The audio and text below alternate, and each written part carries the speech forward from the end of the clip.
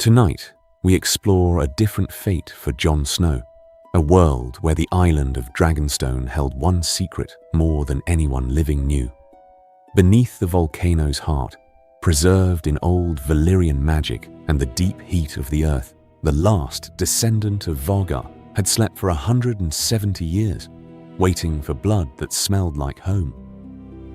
Jon Snow arrived at Dragonstone to beg for dragonglass and a foreign queen's alliance. He would leave as something the realm had not seen in 3 generations, a Targaryen on Dragonback. And the moment Vhagar rose from the dark behind him, 2 things became impossible to stop: the war that the world needed to fight, and the war that the world was determined to fight instead. This is the story of what might have happened if Jon Snow bonded with Vhagar's last descendant, and what it cost him to survive it. Dragonstone, what he came for. 304 Cersei.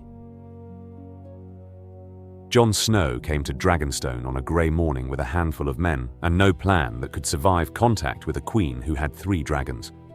Davos had called it the most reckless thing Jon had done since taking a knife in the chest, which Davos felt was an important benchmark for recklessness, given that Jon had technically died from it. Jon had pointed out that they needed dragonglass, that the Night King's army had numbers no northern force could match on the ground, and that the only person in the world with both dragons and a claim to the south was currently sitting on an island 30 miles off the coast. Davos had pointed out that the only person in the world with dragons and a claim to the south was also a woman who expected kings to kneel, and who had crossed the narrow sea specifically so that people would stop failing to do that. They had both been right. The approach to Dragonstone by boat was the approach that the castle was built for, the specific architectural argument of a fortress designed to communicate, by its sheer improbability, that the people inside it were not concerned about you. Steep cliffs, black stone, the castle rising from the rock, as though the rock had simply decided one day to become a castle, and the Targaryens had found it that way. And above it, circling in the grey sky, the dragons. 3 of them. Jon stood at the boat's prow and watched them, and felt the thing he always felt when he looked at the wrong sky: the cold. The things that were larger than the scale that men were built to fight. He had felt it north of the wall. He felt it here, looking at creatures that dwarfed anything walking the ground below them.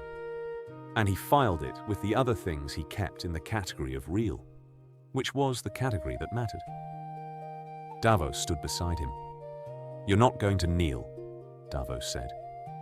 "Not a question." "I'm king in the north," Jon said.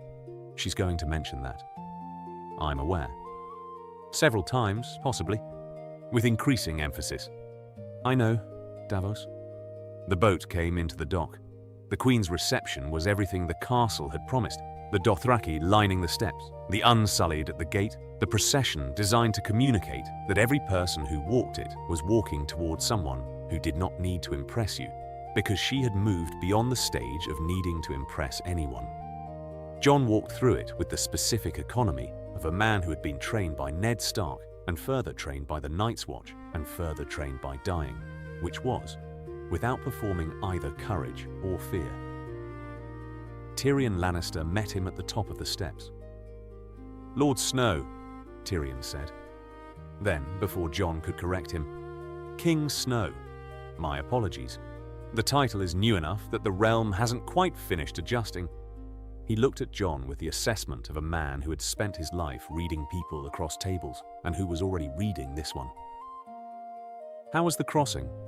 "Cold," Jon said. "The north tends to export that." Tyrion gestured toward the doors. "The Queen will receive you in the throne room. I'd recommend against leading with the White Walkers immediately. There's a certain order of operations that works better." "What order?" "Demonstrate that you're not a threat, then demonstrate that you're useful, then raise the thing that sounds like madness." He paused. "The White Walkers are, at this juncture, going to sound like madness."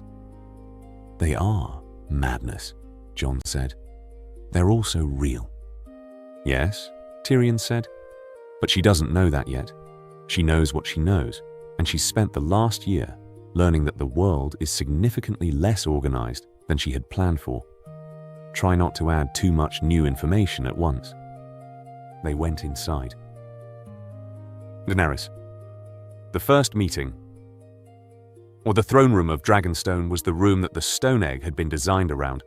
The high black walls, the carved dragons ascending toward the ceiling, the throne that was not the Iron Throne but was clearly made by people who had also made the Iron Throne, and who understood what a throne was supposed to communicate.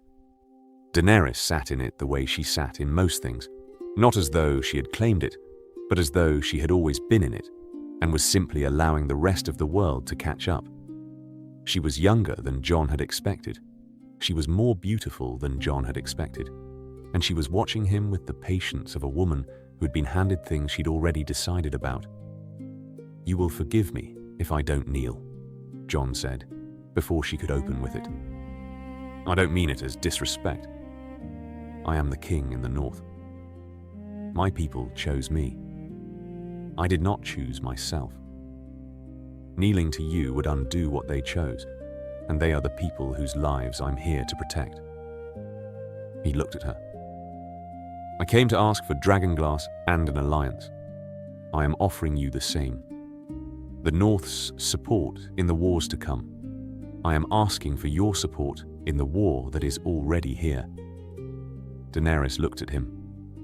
The room was very quiet in the way that rooms were quiet when the important thing was already being said, and the performance of waiting was just that. "You're asking me to fight alongside you," she said. "Against the Night King," Jon said. "Against the dead. You are the first person who has arrived on this island," Daenerys said, "to tell me that his primary concern is dead men walking north of a wall. I'm probably the first person who has arrived on this island who's seen them." She held the gaze. "Missandei," she said, "have the dragonglass mines surveyed. Find out what we have." She looked at Jon. "You may mine the dragonglass you need. In exchange, I would ask that you tell me what you actually know about what is coming. Not the summary, the detail." She paused. "I find summaries are for people who have already decided." Jon looked at her. "Fair," he said. "It is." She held the gaze. "You haven't asked me to bend the knee." "I didn't come here for that." "No. You came here because you're desperate enough to ask a foreign queen for rocks." There was something in it. Not cruelty. Something else. The assessment of someone who understood desperation from the inside and was respecting the honesty of his. "Tell me about the dead. Everything you know. Then I'll decide whether you're a king or a man with a story." Jon sat. He told her. It took most of the afternoon. The cave. What he found there. The dragonglass was in the caves beneath Dragonstone. Jon went down with Daenerys the next day. Her idea, the Queen's efficient decision to see the alliance's practical component rather than merely authorizing it. The caves were old and dark and warm in the way that things were warm when they were close to the Earth's real heat. Not the surface heat that the sun produced, but the deeper heat, the geological heat, the warmth of something that had been burning since before anyone was alive to notice it. They walked with torches. The dragon glass deposits were everywhere, the black obsidian in seams through the rock, gleaming in the torchlight with the specific dark brilliance of a material that wasn't quite stone and wasn't quite glass, and that had been used for weapons and ceremonial objects for 8,000 years before anyone in Westeros knew why it mattered. Daenerys showed him the cave paintings. They were old, older than the Valyrian freehold, older than the Targaryens, the first men and the children of the forest, leaving their record on the cave walls in the specific language of people who had no written language and whose stories were therefore made in images. The patterns, the spirals that echoed the patterns the White Walkers made with their dead, the figures of men and the children side by side. "They fought together," Jon said, "before, the last time." "I know what the histories say," Daenerys said. "Then you know it's real." She held the torch and looked at the wall, and her face was doing something that she was not performing. The actual Daenerys face, the one that existed under the Queen. The woman who had crossed the world on the belief that she was the heir to a dynasty that had ruled for 300 years, and who was now standing in the evidence that the world had been stranger and older than any dynasty for much longer. "I know what the histories say," she repeated. "I am deciding what I believe." "Sometimes there isn't time for the deciding," Jon said. She looked at him. "Show me everything," she said. "Everything in this cave. Then I'll decide." They went deeper. The dragonglass seams ran down and east, and Jon followed them with the specific orientation of someone who had been tracking things in the dark for long enough that the dark was no longer the obstacle, but simply the medium. He held the torch. He watched the seams. And then, the warmth changed. Not the geological warmth. Something else. The specific wrong warmth. The warmth that wasn't weather or rock or proximity to volcanic heat, but something that was its own category. A warmth that recognized something and was responding to the recognition. Jon stopped.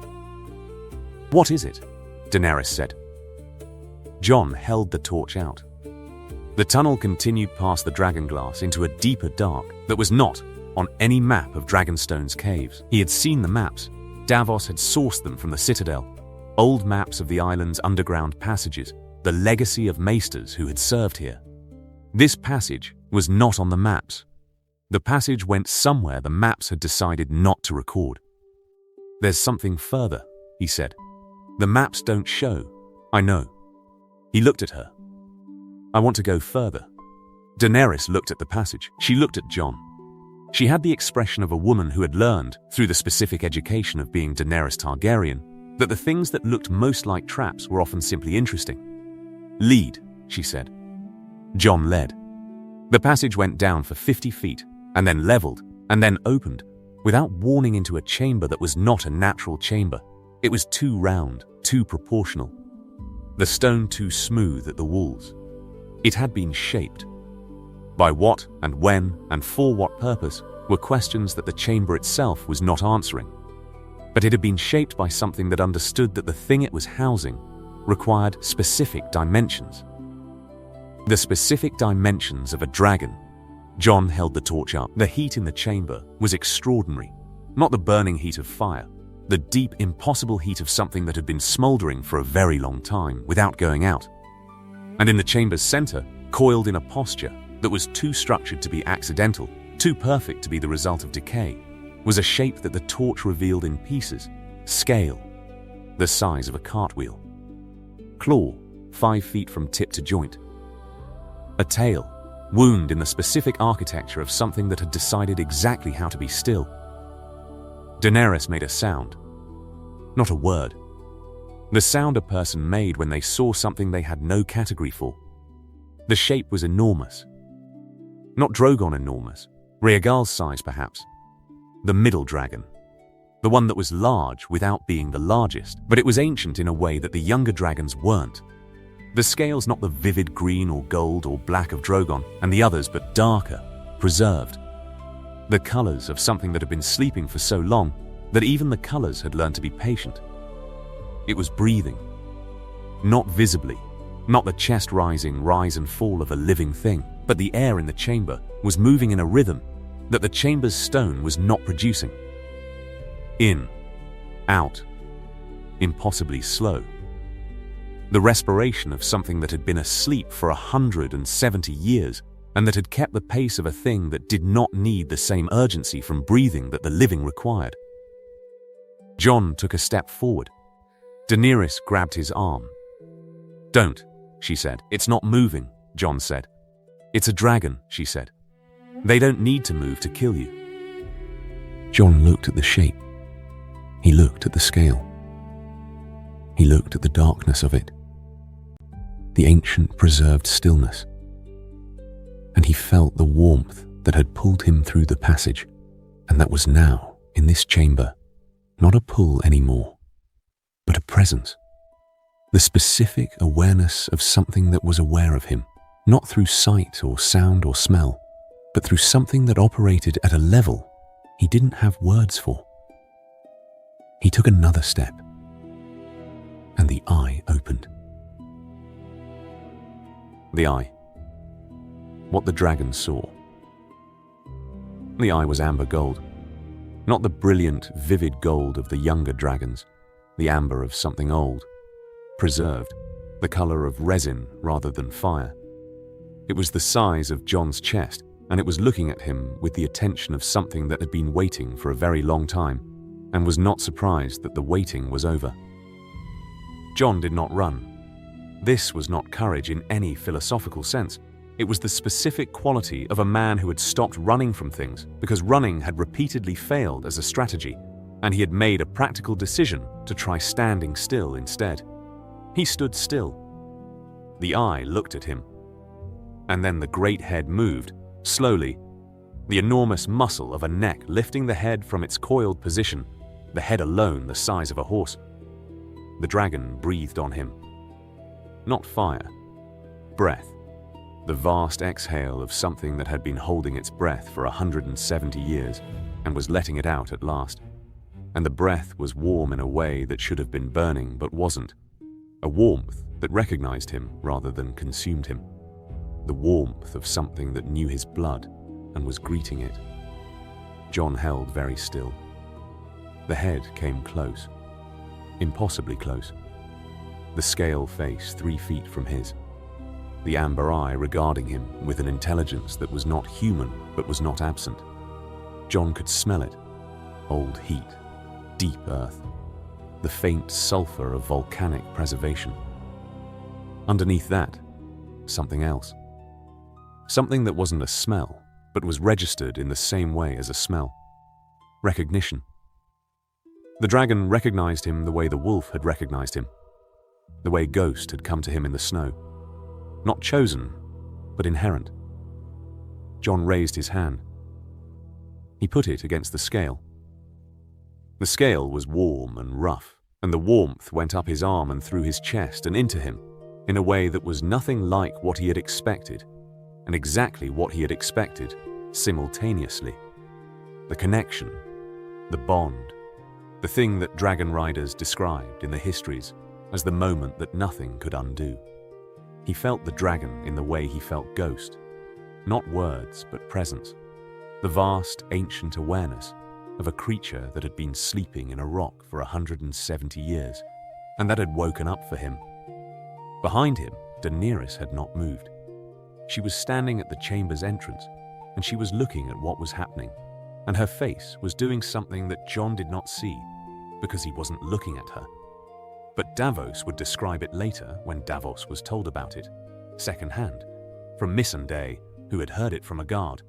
The queen had looked at the dragon choosing the king in the north, and her face had been doing something that was not rage and not grief and not joy, but some combination of all three that did not have a name in any language on either side of the narrow sea. The dragon made a sound, not a roar, something lower. A recognition expressed in sound, the same register that the breath had been, the communication between a dragon and the person it had decided on, which was not a decision in the way humans made decisions, but a fact in the way biology made facts. This one. Jon stood with his hand on the scale. The amber eye watched him. "What is your name?" Jon said. He did not know why he said it. He knew the dragon could not answer, but it felt right to ask the way it felt right to talk to Ghost, who also could not answer, in the specific understanding that communication between a man and a wolf, or a man and a dragon, was not dependent on language. The eye regarded him. Jon thought, Vhagar. The word arrived not from anywhere external, but from somewhere internal. The part of him that was Lyanna's blood, and Rhaegar's blood, and 8,000 years of dragon lords reaching down through time. The ancestral knowledge of a dynasty that had spent 300 years in the company of the creatures, and that had never quite finished leaving its traces in the bloodline. Vhagar. The dragon breathed out again. The warmth in the chamber rose. Behind him, he heard Daenerys say, "We need to go up." Her voice was steady. He gave her that. "Yes," Jon said. He turned from the dragon. The dragon watched him go. When they reached the passage entrance and Jon looked back, Vhagar's eye was still open, amber gold in the chamber's dark, watching the passage the way a fire watched a door after someone had closed it, with the specific awareness of something that knew what was on the other side and was simply waiting for it to open again. The courtyard. What Daenerys did.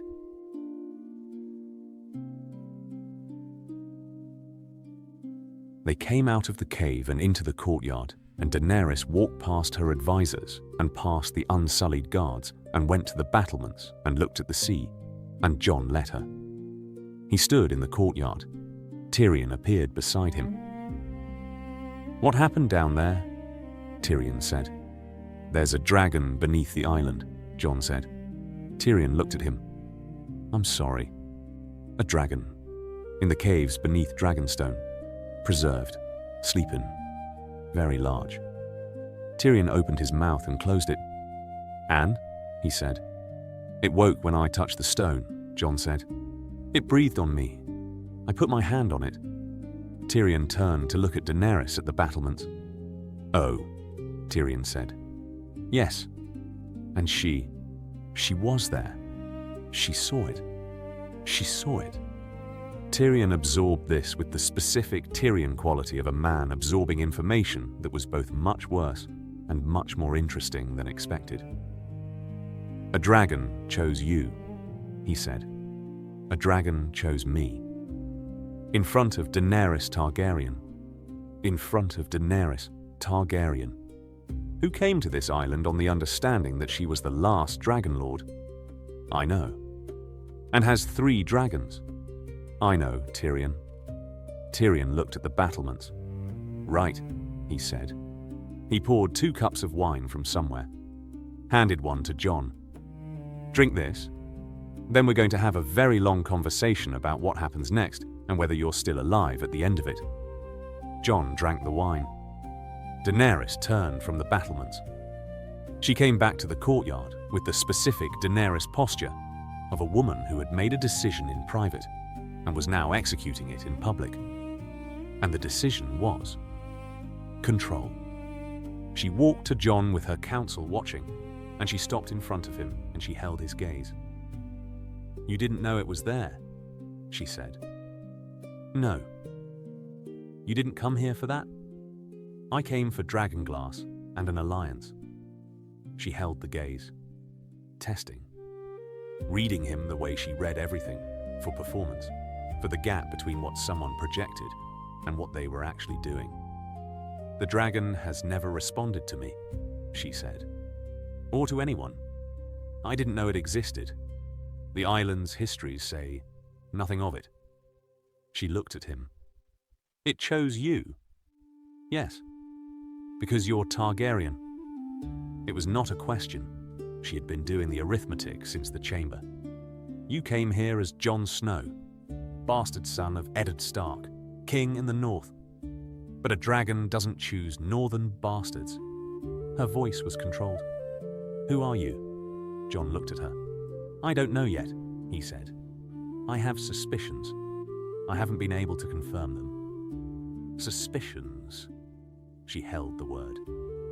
"You're standing in my courtyard, on my island, having just bonded with a dragon that has been sleeping in my island's foundations for 170 years, and you have suspicions. My father, Ned Stark, kept a secret about my birth. I know enough to know the secret exists. I don't know the full content of it." She held the gaze for a moment longer. "You will stay," she said. "As a guest, not a prisoner. As a guest who is going to tell me everything he suspects, in order. Beginning tonight." She looked at Tyrion. "Arrange dinner." Just us. No counsel. She looked back at Jon. And whatever is in that cave, whatever that dragon is, it will remain in that cave until I know what it is, and what it means, and what it intends. I don't think it intends anything specific, Jon said. It's asleep. It woke for you, Daenerys said. It intends something. She walked past him toward the keep. Tyrion watched her go. How are you at dinner conversation? He said to Jon. Not great, Jon said. Honest. That might actually help. He started after Daenerys. Try not to mention the White Walkers for at least the first hour. Jon stood in the courtyard alone. He looked at the cave entrance. From somewhere beneath the rock, he could feel the warmth. Vhagar, awake now, in the dark, waiting with the patience of something that had already demonstrated it could wait for 170 years. Jon had a dragon. He had come to Dragonstone for dragonglass. He thought, the North is not going to believe this. He went inside.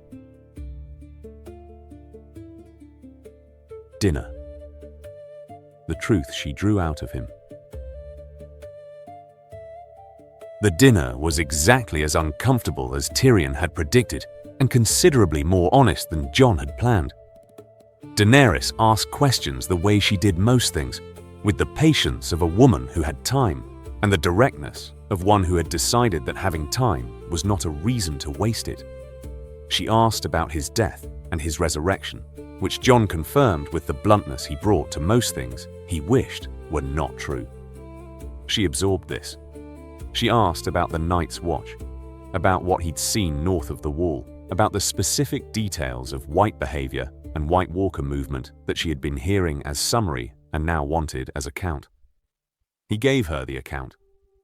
She listened in the way that she clearly didn't always listen, with the part of her that was not the queen, but the person who had been born to parents she never knew and raised in a world that kept trying to reduce her to a symbol. The part of her that recognized other people who had been made into symbols and who found the making wearing. An hour in, she said, "What do you think you are?" "What do you mean?" Jon said. "You said you have suspicions. About your birth. About why the dragon chose you." She held the wine cup. "I want to know what you think you are. Not what you know. What you think." Jon sat with this. "I think," he said slowly, "that Ned Stark was not my father. I think my mother was a Stark. I think my father..." He stopped. "I think my father was Targaryen. The specifics I can't confirm. My father, Ned, took the secret to his grave." He held her gaze. "I think the dragon answers that question, if anyone needed it answered." Daenerys held the wine cup. "Rhaegar had a son," she said. "Yes." He held on to it. "Your brother. He disappeared with Lyanna Stark before the rebellion. Ned Stark came back from the south with a bastard and never explained the mother." He held on to it. "I've been living in the gap between those two facts my whole life." The silence in the room. Daenerys put the cup down. "If you are Rhaegar's son," she said carefully, "then you are not a bastard. Rhaegar was married to Lyanna Stark before.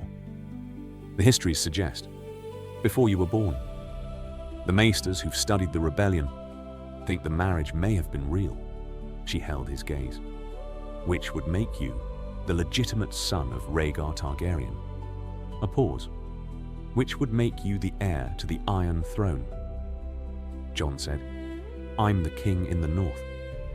"You're the heir to the Iron Throne," Daenerys said. Her voice was very controlled. "Whether you want it or not." "I don't want it." "I know you don't." She held the gaze. "That is the most annoying thing you could possibly have said." She picked the cup back up, drank. "I have spent my life preparing the throne. Every decision I have ever made has been oriented around reclaiming it. I crossed the sea. I raised an army. I freed slaves. I bred dragons. She held the gaze. I came to Westeros with 3 dragons, and a claim I have been building since I was a child. And in my first month on this island, a northern king comes to ask for rocks, and a dragon in my basement bonds with him because he happens to have my brother's blood. Jon said nothing. I am not going to give you the throne, she said. I want you to understand that. Whatever the bloodline says, whatever the legal succession, I am not going to simply step aside. I'm not asking you to, Jon said. I know you're not asking. She held the gaze. That's also annoying. It would be easier if you were trying to take it. Then I'd know exactly what to do with you. She set the cup down.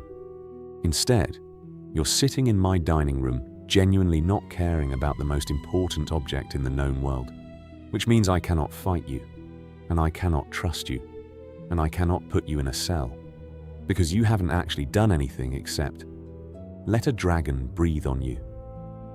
Jon looked at her. What do you want to do with me? He said. She held his gaze for a long moment. I want to figure out what you are, she said. And then I want to figure out how to make you useful. She paused. The dragon being yours doesn't change the immediate problem, which is that you need dragonglass and I need allies, and the Night King doesn't care about either of our claims to the throne. No, Jon agreed. So we continue as we were. You mine the dragonglass. She stopped, started again. We discussed the terms of an alliance. And the dragon, Jon said. She held the gaze. And the dragon, she said. The dragon is going to need to come out of the cave eventually. When it does, she held the gaze. When it does, the world is going to know. And what the world is going to say is not, Jon Snow has a dragon. What it's going to say is, Rhaegar's heir has come home. Jon looked at her. That's not what I am, he said. It doesn't matter what you are, Daenerys said. It matters what the world says you are. You learned that in the north. She held the gaze. I learned it in exile. The story people tell about you is more powerful than the truth of you. And the story they're going to tell about you is, the true king has a dragon. She refilled her cup. Get some sleep, she said. You're going to need it. Because tomorrow, the world starts learning what happened in that cave, and there is nothing either of us can do to stop it. Tyrion, what he did with the information. Tyrion spent most of the night thinking. This was not unusual. Tyrion spent most nights thinking, had spent most nights thinking since he was old enough to understand that thinking was the thing he was better at than everything else. But thinking tonight was different because tonight the information he was thinking about was the kind of information that could change the fundamental shape of the war, the kind that arrived once or twice in a generation, and that required not just thinking, but the specific kind of thinking that distinguished between what was true and what was strategically manageable. The truths, as he assembled them. Jon Snow was almost certainly Rhaegar's son. The dragon had settled this more definitively than any birth document could. Dragons didn't bond with northern bastards. If Jon was Targaryen, the legitimacy question became real. If his parents had been married, and Tyrion had read enough of the rebellion's histories to know that marriage had been whispered about in Dornish chronicles for 30 years, then Jon outranked Daenerys in the succession. This was manageable, Tyrion thought. Barely, but manageable. What was less manageable was the second truth. Daenerys already knew all of this. She had been alone with Jon for 3 hours. She was not stupid. She had done the same arithmetic Tyrion had done in roughly the same time, with the additional advantage of being present when the arithmetic was first performed by a dragon's amber eye. She was going to be afraid. Not of Jon, of what Jon represented. She had been building toward this her whole life. and now there was a complication she had not planned for. And Daenerys did not handle complications the same way in every instance. Sometimes she handled them brilliantly. Sometimes she burned them. Tyrion needed to manage this before the burning stage arrived. He went to Varys in the morning. Varys was, as Varys always was, already aware of most of the problem. "A fourth dragon," Varys said. He did not look particularly surprised. Varys had the quality of a man who had decided not to be surprised by things, because surprise was inefficient. "A fourth dragon," Tyrion confirmed, "bonded to Jon Snow, who is almost certainly Aegon Targaryen," Varys said. "Yes, my little birds have been suggesting this for some time. The marriage evidence from Dawn has been available to anyone who looked carefully for 30 years. I looked carefully approximately 20 years ago." He held Tyrion's gaze. "I chose to wait for the right moment to act on the looking." Tyrion looked at him. "And is this the right moment?" Tyrion said. Varys folded his hands. "It's a moment," he said. "Whether it's right depends entirely on what we do with it." He looked at the window, the sea, the morning. "The Queen is going to want to establish control over the situation. Her first instinct will be to contain Jon Snow, not violently. She is not heiress, but firmly. She will want to keep him here, on the island, as an ally she can see rather than a rival she cannot. And Jon Snow genuinely does not want the throne." Varys looked at Tyrion. "I have spent my life being paid to determine the difference between men who say they don't want power and men who mean it. He means it, which makes him either the most useful or the most dangerous person we've encountered this year, depending on whether we can keep the realm from choosing him anyway." "The realm will choose him," Tyrion said. "Yes." Varys was quiet for a moment. "The realm is very fond of kings who don't want to be king. They find it reassuring. It suggests competence without ambition, which is the specific combination they most need and least expect." He held Tyrion's gaze. "When word spreads, and it will spread within the week, servants being servants, that a Targaryen man arrived at Dragonstone and had a dragon choose him in the Queen's own caves, the lords who have been hesitating about Daenerys will not hesitate about him. Because he's a man," Tyrion said. "Partly." Varys was still. "Because he's northern-born and northern-raised, and they'll call him Westerosi in the way they'll never call her that. Because he's a dragon rider and not a foreign conqueror. Because he doesn't want it." He paused. "The combination is very appealing to men who've been waiting for an excuse to support a cause they don't have yet." Tyrion looked at the window. "What do we do?" he said. "We ensure," Varys said, "that the choice the realm makes, when it makes it, is a choice that serves the realm rather than dividing it.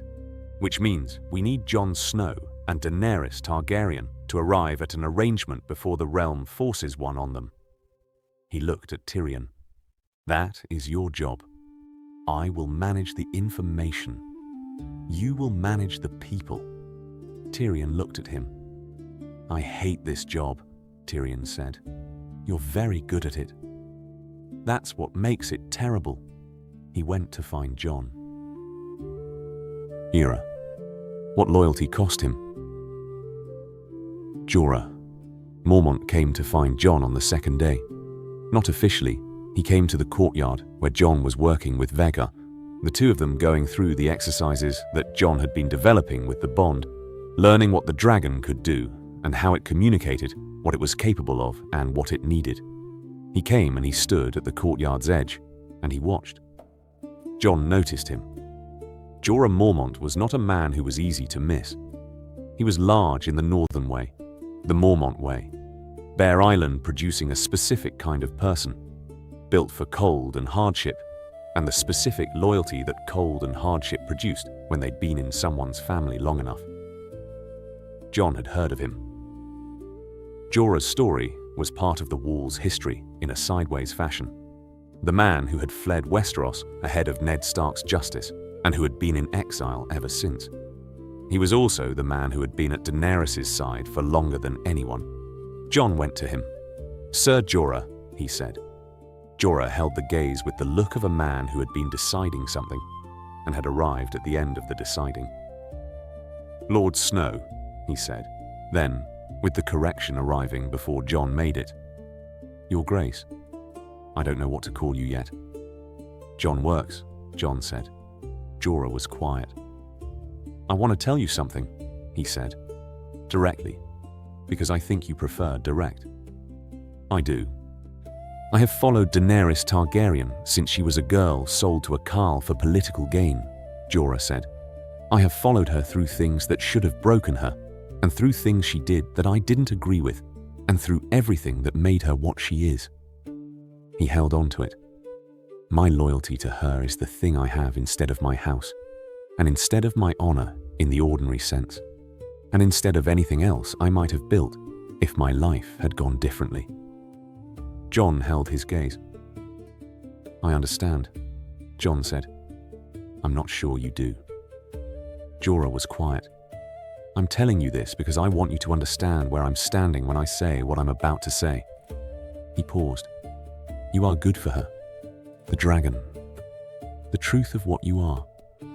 He paused again. "The fact that you don't want the throne. She has been surrounded by people who want things from her for so long that the concept of someone who doesn't want the specific thing she has is. It affects her. I can see it." Jon said nothing. "I'm not asking you to take care of her," Jorah said. "She doesn't need taking care of. I'm telling you that I see what is happening between the two of you, and I am asking you not to be careless with it." He held on to it. "She has been hurt by carelessness more than by cruelty. The people who hurt her deliberately, she could fight. The people who simply didn't account for what they were doing to her. Those are the ones that left marks." Jon held his gaze. "I'm not planning to be careless," Jon said. "No." Jorah was quiet. "I don't think you are. I think you're the most careful man with other people's dignity that I've ever met who actually does anything." He paused. "That's meant as a compliment. I took it as one." Jorah held the gaze a moment longer. "One more thing," he said. "When the time comes, when you go north and she goes south and the separation is real, tell her plainly. Don't let her find out through the absence. She's spent her life finding things out through absence, and it's the specific shape of hurt she has the least defense against." He held on to it. "Tell her you're going. Tell her what it means. She'll manage it. She manages everything." Jon held his gaze. "I will," he said. Jorah held the gaze one final moment. Then he nodded. He went back toward the keep. Jon watched him go. He thought, "The loyalty Jorah carries for her is the thing I want to carry for the North." That was not nothing. That was, in fact, everything. The truth confirmed. Sam's message. The message arrived from Bran on the 6th day. Jon received it alone.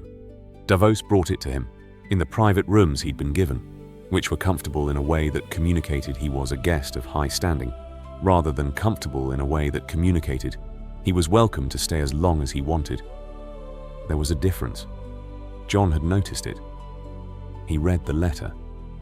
He read it twice. Then he sat with it for a long time. The letter was from Bran, but the information was Sam, who was at the Citadel, and who had found the record of the marriage in a Septon's private diary, the diary of the man who had married Rhaegar Targaryen to Lyanna Stark in a secret ceremony in Dorne before the Tower of Joy. The diary was specific. The names were specific. The date was specific. Rhaegar had set aside his first wife, annulled the marriage legally under Valyrian tradition, and married Lyanna in a ceremony before gods and Septon both. Jon was not a bastard. He was Aegon Targaryen, son of Rhaegar and Lyanna, legitimate and trueborn, the heir to the Iron Throne by the laws of succession that had governed the Targaryen dynasty for 300 years. He sat with this for an hour. Then he went to find Daenerys. He found her on the cliff top where she went when she wanted to think without being watched. He had identified the spot in the first week, not by following her, but by noticing the absence of her from the places she was usually in, and identifying the one place with line of sight to the dragons that was also sheltered from the wind. She was watching Drogon in the sky. He came to stand beside her. She looked at him, then at the letter in his hand. "The confirmation," she said. "Yes. I assumed it would come." She watched Drogon. "I assumed it existed and that someone would find it, and that when they did, it would say what it seems to say." She held the gaze. "How does it feel?" "Strange," Jon said. "Strange." She seemed to consider this. "You've been Jon Snow your whole life." "Yes. And now you're Aegon Targaryen." "I don't know that name," Jon said. "I know Snow. I know Stark. I know Castle Black and the Wall and Ghost and what it's like to die." He looked at her. "I don't know what it means to be a Targaryen. I don't have 30 years of that the way you do." She looked at him. "You have the dragon," she said. "That's what 30 years of it feels like." Jon looked at the sea. "We have to tell your counsel," he said. "They already know. Varys knew before I told him. Tyrion guessed the night it happened." She watched Drogon, the great black dragon banking in the grey sky, the scale catching the light. "The lords will know within a month." "My lords." "The lords who are deciding whether to support me." She paused. "Some of them will decide you're a better option." "Tell them I'm not interested," Jon said. "That's not how this works," she said. "I know because I've tried to tell people I was interested, and they disagreed with me for years regardless. You can't tell lords what to want. They'll want what they want." She looked at him. "I need to know what you'll do when they come to you." "I'll tell them I'm king in the north," Jon said. "And if they say they want you for more than that." Jon looked at her. "I'll tell them I have a war to fight, and that the war is north of the wall, and that any lord who wants to have political arguments while the dead are building their army is welcome to lead the next expedition beyond the wall himself." He looked at her. "I mean it." She looked at him. "I know you do," she said. "That's the part I can't decide what to do with." She looked back at Drogon. "If you were lying, if this was strategy, I'd know how to respond. You're not lying. You're a man who came for dragonglass and ended up with a dragon, and who is genuinely more concerned about the dead than about the throne." She looked at the sky. "I have been around political men my entire life. I have never met one who was more concerned about the dead than the throne." Jon said nothing. "We need to bring Vhagar out," she said. "We can't hide it indefinitely. The servants know. The information is already moving." She looked at him. "When it comes out, and it's going to come out this week, I want to control how it comes out." "What does that mean?"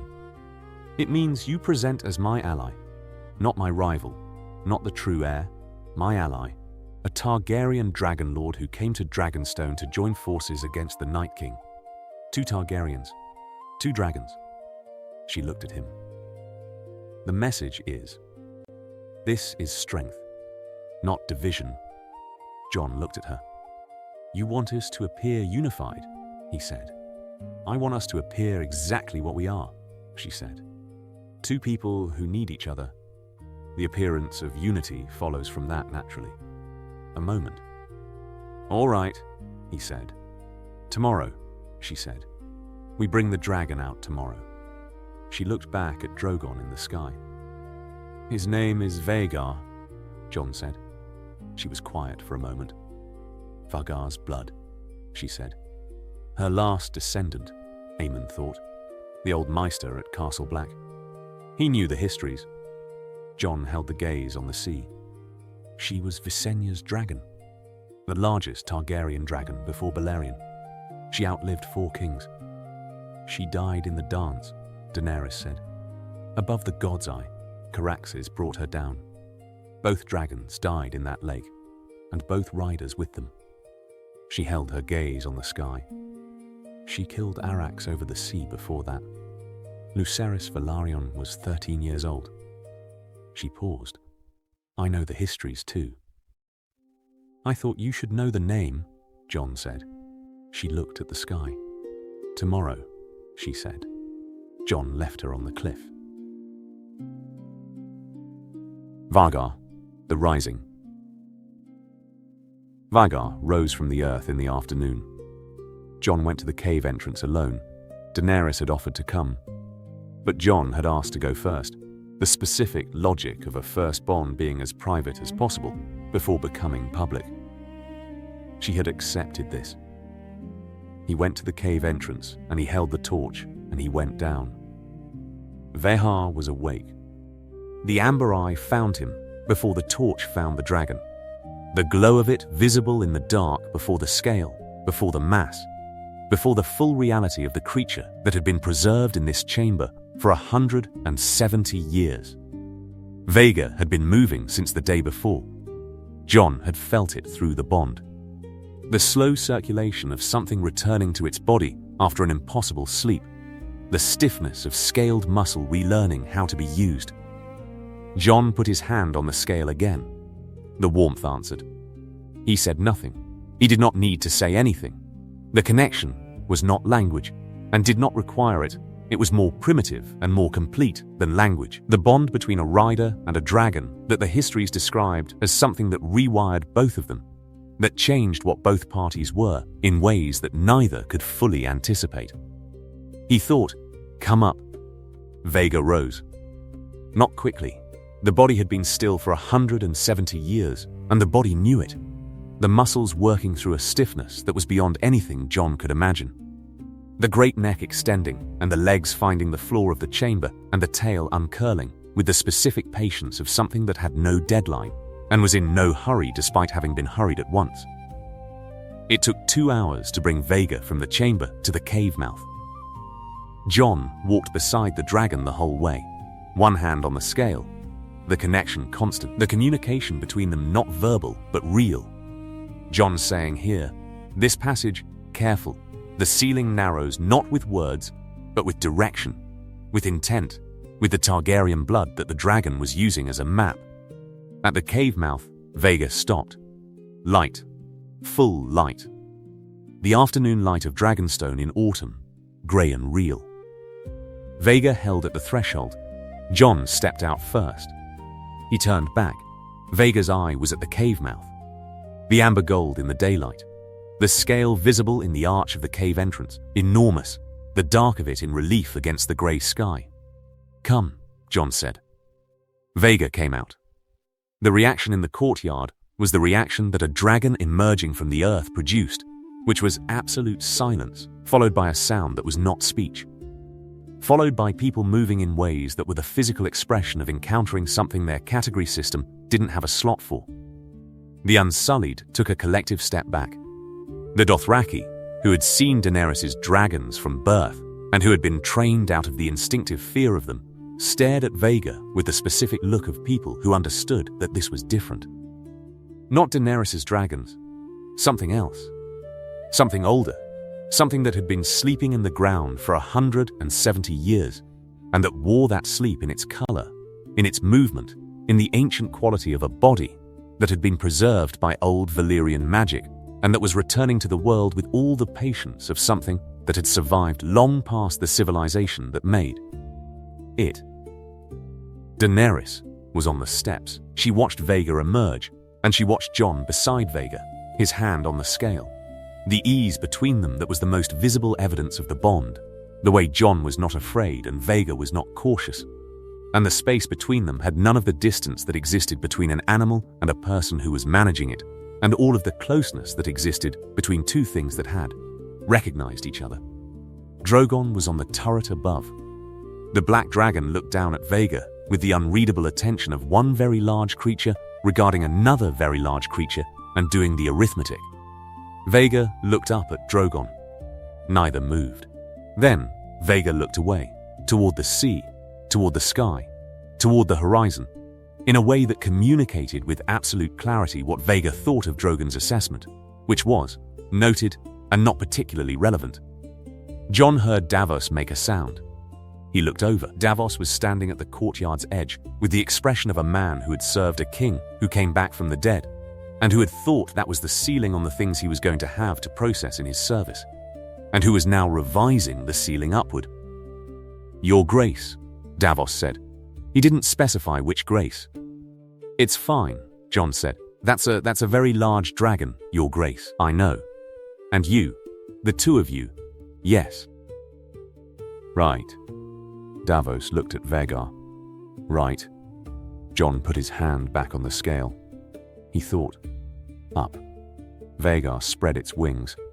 The wingspan was massive, the full extension of it shadowing the courtyard and the lower steps and the people on both. The dark scale catching the grey light and throwing it back differently. The colour of old things that had been buried. The muscles along the wings were unfamiliar with their own strength.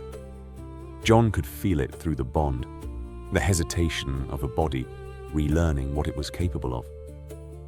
He thought. Slow. Vhagar went slow. The first jump was 15 feet, straight up, the legs pushing and the wings catching, and the dragon landed on the castle's outer wall with a sound that the wall felt in its stones. The second jump was higher. The third was flight. Jon stood in the courtyard and watched Vhagar circle the island for the first time in 170 years. Daenerys came to stand beside him. They watched together. Neither said anything for a long time. "He's beautiful," Daenerys said finally. Not warmly, accurately. The aesthetic assessment of someone who knew dragons and was making an honest judgment. "He's been sleeping for 170 years, Jon said. "He needs to eat. We'll handle that." She held the gaze on Vhagar in the sky. "He's Rhaegal's size. Maybe a little larger." She paused. "Given time, he'll grow." "How long?" "Dragons don't stop growing," she said. "Not while they're alive." Jon watched Vhagar bank over the sea. The thought came to him. If the Night King takes one of the dragons, there are still 3. And if all 4 face the army of the dead together, the math changes. The math that had been impossible becomes survivable, which did not mean it became easy. He thought, "I need to bring Vhagar north." He thought, "And every lord who sees me on a dragon is going to decide I'm supposed to be king." He needed to figure out how to prevent that. He didn't think he could. Above them, Vhagar found the thermals above the volcanic island and rose until the dark wings were a point against the grey sky, and Jon felt the dragon through the bond, the specific joy of a creature that had been in the dark for 170 years and was, at last, in the air again. The first ride. What flying meant.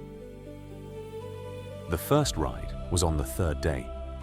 Vhagar had been flying without Jon, solo flights, the dragon relearning the air without the complication of a rider, developing the muscle memory of a body that had been still for 170 years.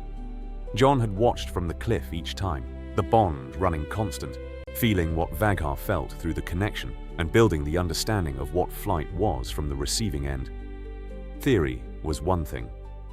He had understood that intellectually, He had read the histories of dragon riders, and he had heard the accounts from Daenerys about what it was to be on Drogon, and he had understood them in the way you understood things you hadn't experienced. He had not understood them the way you understood things you had. He climbed Vhagar on the third morning without ceremony. The dragon had a saddle, a Dragonstone saddle, old leather and old metal, found in the castle's storage rooms where it had been kept for 170 years by the chamberlains who had maintained the castle through multiple dynasties without knowing why. The saddlery for an extinct dragon was worth keeping. It had been sized for the previous rider. It did not fit Jon perfectly. It fit him well enough. Vhagar stood in the cliff field, and Jon climbed and settled and put his hands on the neck in front of the wing joint, the position that Daenerys had described and that he had been studying in his head for 3 days. He thought, up. Vhagar went up. The first moment of flight was not what Jon had expected, and was also exactly what he had expected, and the two things were not contradictory. He had expected the motion and the height and the wind, had built them from description and imagination, and they were present and accurate.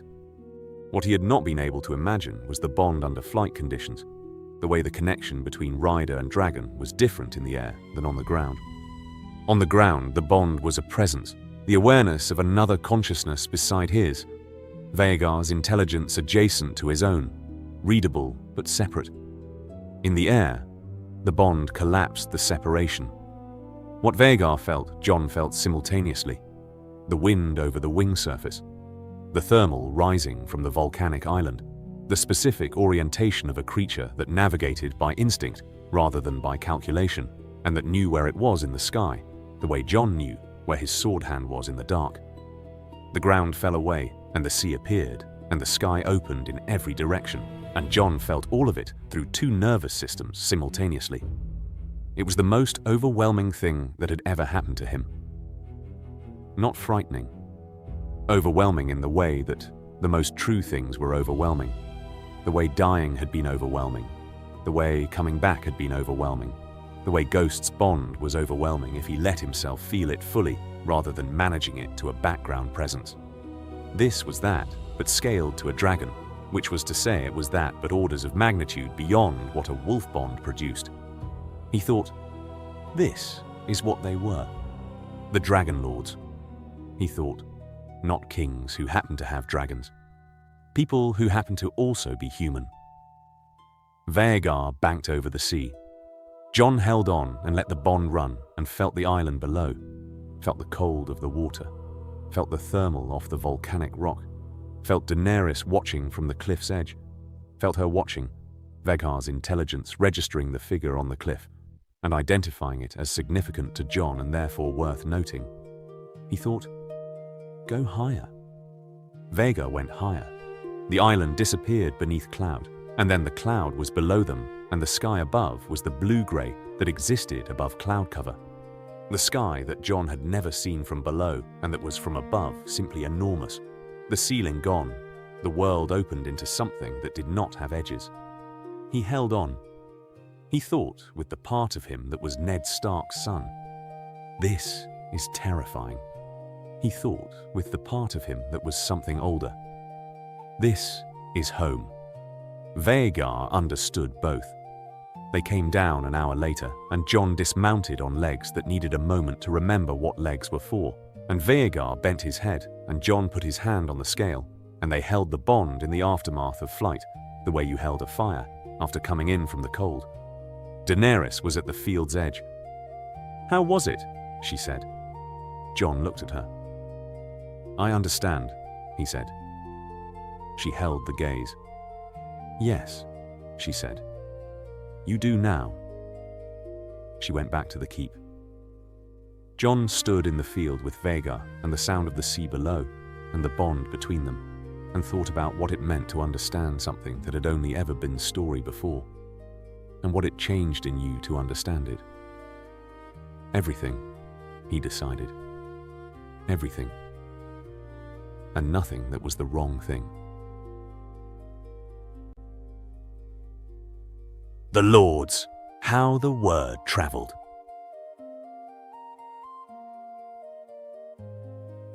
The word traveled faster than anyone planned for, which was to say it traveled at the speed of human nature, which was very fast. A Dragonstone servant mentioned it to a fisherman. The fisherman told his wife in King's Landing. The wife mentioned it to her neighbor, who was a washerwoman, who worked for a lesser lord's household. The lesser lord wrote to his cousin, who was a bannerman to a greater lord. The greater lord wrote to 3 other greater lords and to the council of the faith. Within 10 days of Vhagar rising from the cave, everyone who mattered in the 7 kingdoms had received some version of the story. The story, as it traveled, was this. A Targaryen dragon lord had arrived at Dragonstone, and a dragon that had been sleeping in the island's heart for 170 years had woken for him, and he was either Rhaegar's bastard or Rhaegar's true son, depending on which version of the story you received. Jon received letters. He received them from lords he had never spoken to, and from lords he had met once at Winterfell during Robert's visit when Jon had been eating at the side table and the lords had not noticed him. He received them from houses he had to look up on Dragonstone's maps and from houses whose sigils he recognized from years of training at Winterfell. He received them from northern lords who were writing to tell him they supported him, and from river lords who were writing to sound out where he stood, and from Vale lords who were writing to say that Lady Arryn would be interested in a conversation. He read them all. He gave most of them to Tyrion without answering. "These aren't for me," Jon said, handing Tyrion the day's stack. "They're for the man they think I am. I'm not that man." "You are, though," Tyrion said, leafing through the stack. "Legally speaking, biologically, draconically, if that's a word." He looked at one letter. "Lord Edmure Tully would like to formally request an audience." "That's interesting. He's been a Daenerys supporter." "Was," Jon said. "Was." "Yes." Tyrion held the letter. The "was" is the problem. Every lord who switches from her column to the "interested in Jon Snow" column is a lord I have to manage from Daenerys' side. He looked at Jon. "Can I ask you something directly?" "You're going to ask me anyway." "Yes. When this is over, when the Night King is dealt with, what do you actually intend to do?" "Go home," Jon said. "King in the north. Take Vhagar north. Hold the wall. And if the lords press for more, then I'll tell them no. They'll press harder. Then I'll tell them no again." Jon held his gaze. "Tyrion, I did not come south to be king. I came south because the dead are real and because I needed allies. I'm going home after." Tyrion set the letters down. "You might not be able to," he said. "I want you to understand that. It's not that I don't believe you, I do, which is the problem. You mean it. But meaning it doesn't protect you from the world deciding it wants you anyway." He held on to it. "Daenerys crossed a sea with 3 dragons and an army and a legitimate claim 3 generations in the making, and the lords are hedging.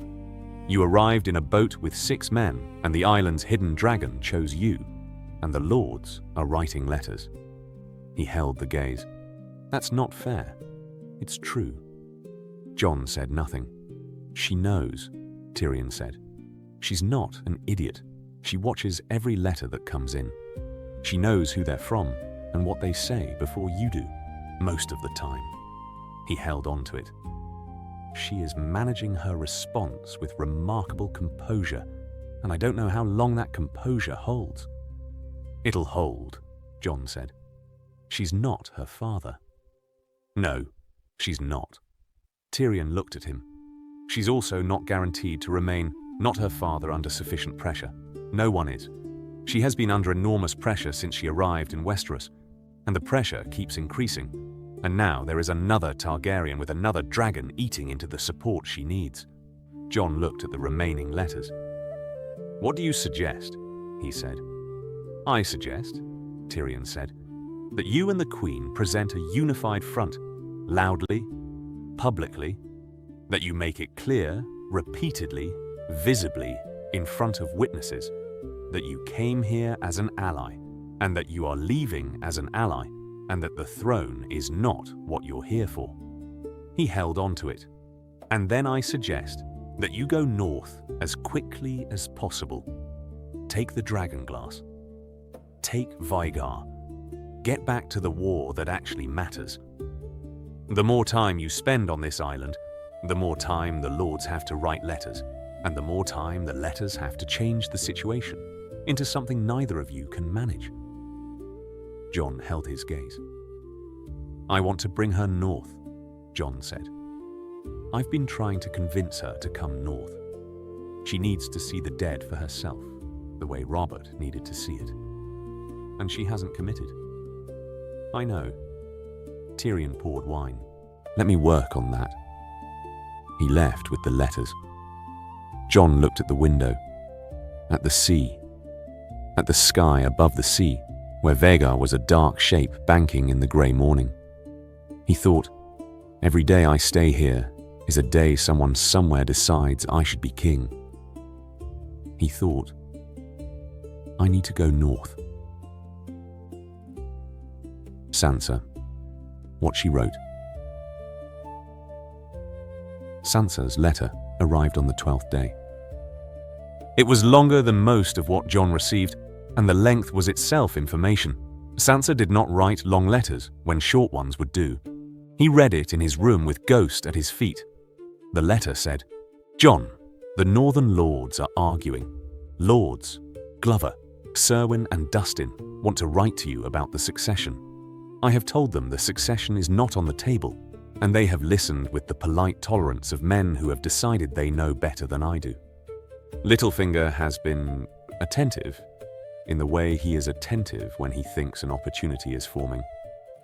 I am watching him. You should know he is watching you. The other thing. Several lords have said privately to me what they would not write to you directly, that a Targaryen king would suit them better than a Targaryen queen. Not because of anything specific Jon Snow has done, because of what he is. Northern, male, Westerosi born. This is not politics I endorse. It is politics that exists. Come home. However this goes, come home. The North needs you more than the South does. Your sister. Jon held the letter. He read the Littlefinger line twice.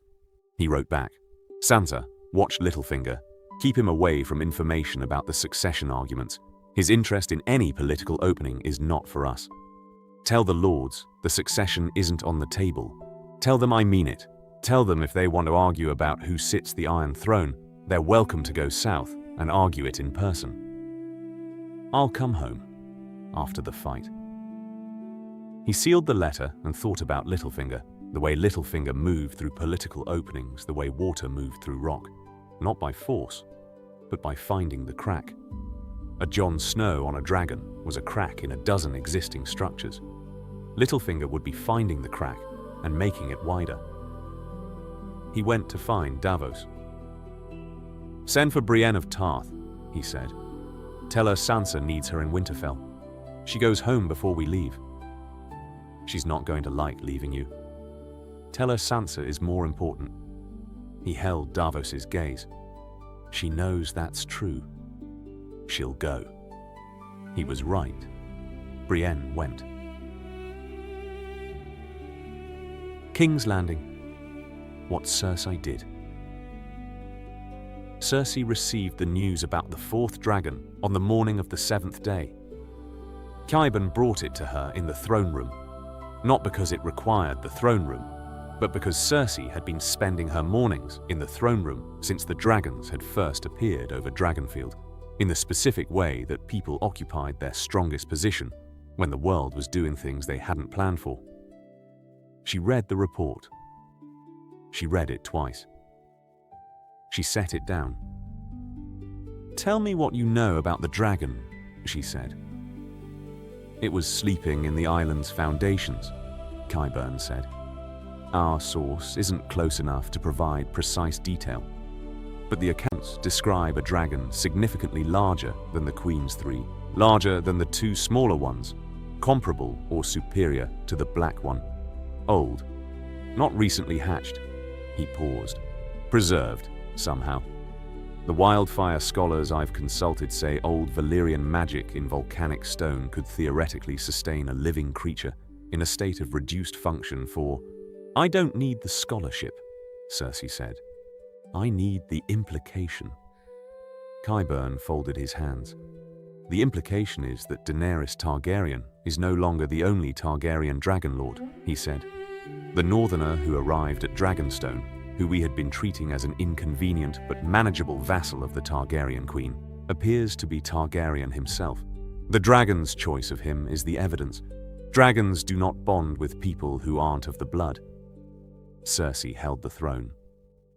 Rhaegar's son, she said. That appears to be the working theory among every intelligence source I have, Qyburn said. The marriage evidence from Dawn that has been circulating in certain maester circles for 30 years suggests he is not merely a bastard, but legitimately born. Cersei looked at the map. 4 dragons, she said. Currently 3. He paused. 1 was lost north of the wall. Night King's doing, apparently.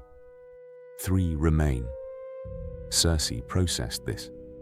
She processed it with Cersei's quality of a woman who operated at a level of political intelligence that her court consistently underestimated because they were too busy fearing her to watch her think. 3 dragons, 2 Targaryens, the Night King dead if the ravens were accurate, and the lords of the 7 kingdoms writing letters about a man they were calling Aegon. They're going to come south, she said. Daenerys has always been coming south. Now she has She stopped. An alliance. Whether she wanted it or not, the man with the dragon has given her legitimacy she didn't have before. Among northern lords, certainly, Qyburn said. The Reach and the Vale have been corresponding with Dragonstone.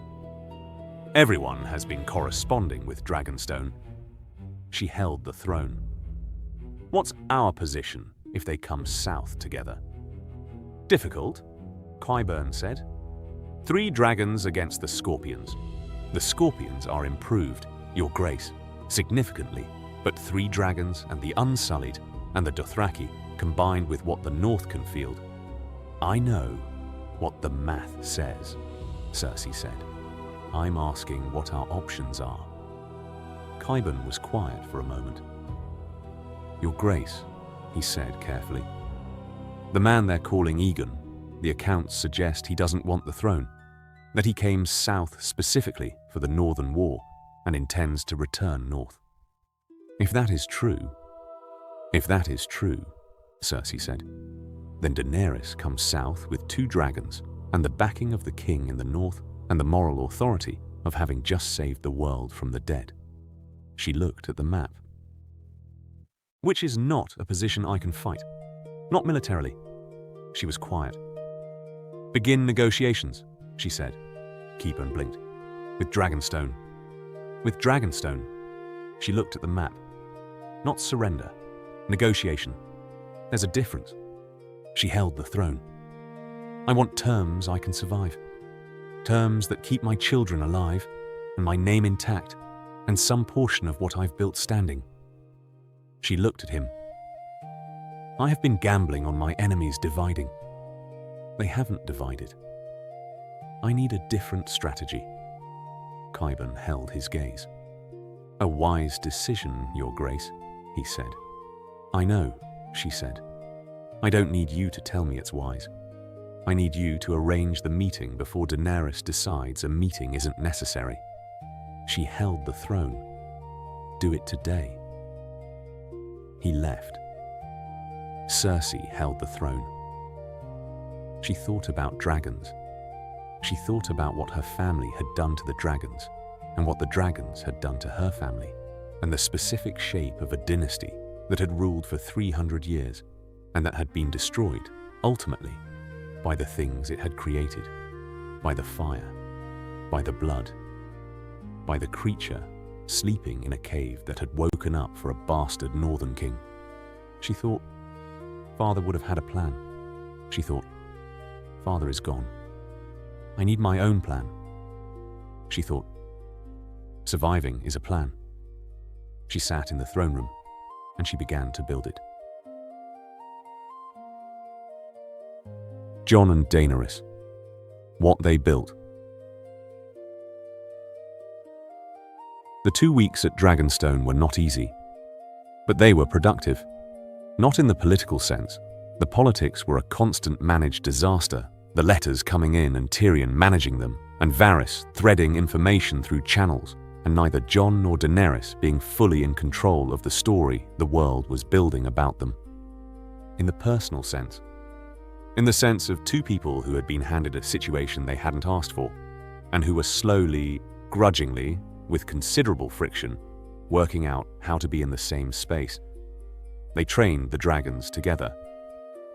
This was Jon's suggestion and Daenerys' grudging agreement, and it was the right decision, because the dragons needed to know each other, and because Vhagar and Drogon needed to establish the specific hierarchy that large predators established when they were in proximity, and the establishing required both riders present to manage it.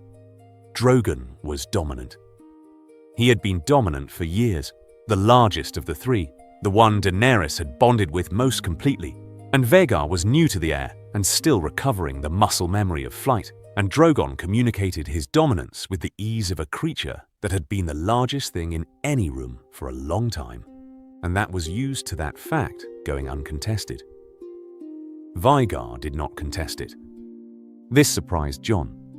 He had expected the ancient dragon's lineage, Vhagar's descendant, the blood of the largest Targaryen dragon in history, to produce a different response to Drogon's dominance. What it produced instead was something more interesting. Vhagar simply did not acknowledge it. Not defiance. Not submission. The specific response of something that was old enough to understand that the hierarchy question was not urgent. Daenerys noticed. He doesn't defer to Drogon, she said. He doesn't fight him either, Jon said. He acts like Drogon isn't worth the argument, she said. Maybe he isn't, from Vhagar's perspective. Jon held the gaze on the two dragons. Drogon is 6 years old. Vhagar is. Vhagar died at 250 years. Her descendant has been sleeping since 130 Ak. Whatever Vhagar's age is, it's not measured on the same scale. Daenerys watched the dragons. He's larger every day, she said. Vhagar, he's growing faster than Drogon did. He was already grown when he went to sleep. He's not growing from scratch. He's coming back. Jon held the gaze on the dragons. Give it a month. He'll be bigger than Rhaegal. She was quiet for a moment. That worries you, she said. Jon looked at her. Why would it worry me? Because the larger the dragon, the harder to ignore the rider. Because every lord who sees Vhagar in 3 months is going to write twice as many letters as the lords who saw him last week. She watched the dragons. The political pressure is going to increase as he grows. Then we go north before he grows more, Jon said. She watched the dragons. Come north with me, he said. You've been saying you need to see the dead. Come north and see them. Bring Drogon. Bring all 3. He looked at her. 2 Targaryens. 4 dragons. If the Night King's army has a weakness, fire is it. We test the fire against the dead before the dead reach the wall. She looked at him. If I go north, she said, I'm leaving the south without a dragon over it. Cersei will see that as an opportunity. Cersei will need to wait. Jon said, the Night King doesn't wait. The dead don't wait.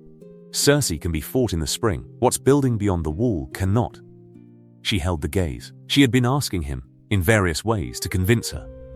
He had understood this for days. The questions she asked were the questions of someone building a case rather than interrogating one. She wanted to go. She needed the argument to go. Give me a week, she said. I have logistics to arrange. The Unsullied need to be deployed before I leave.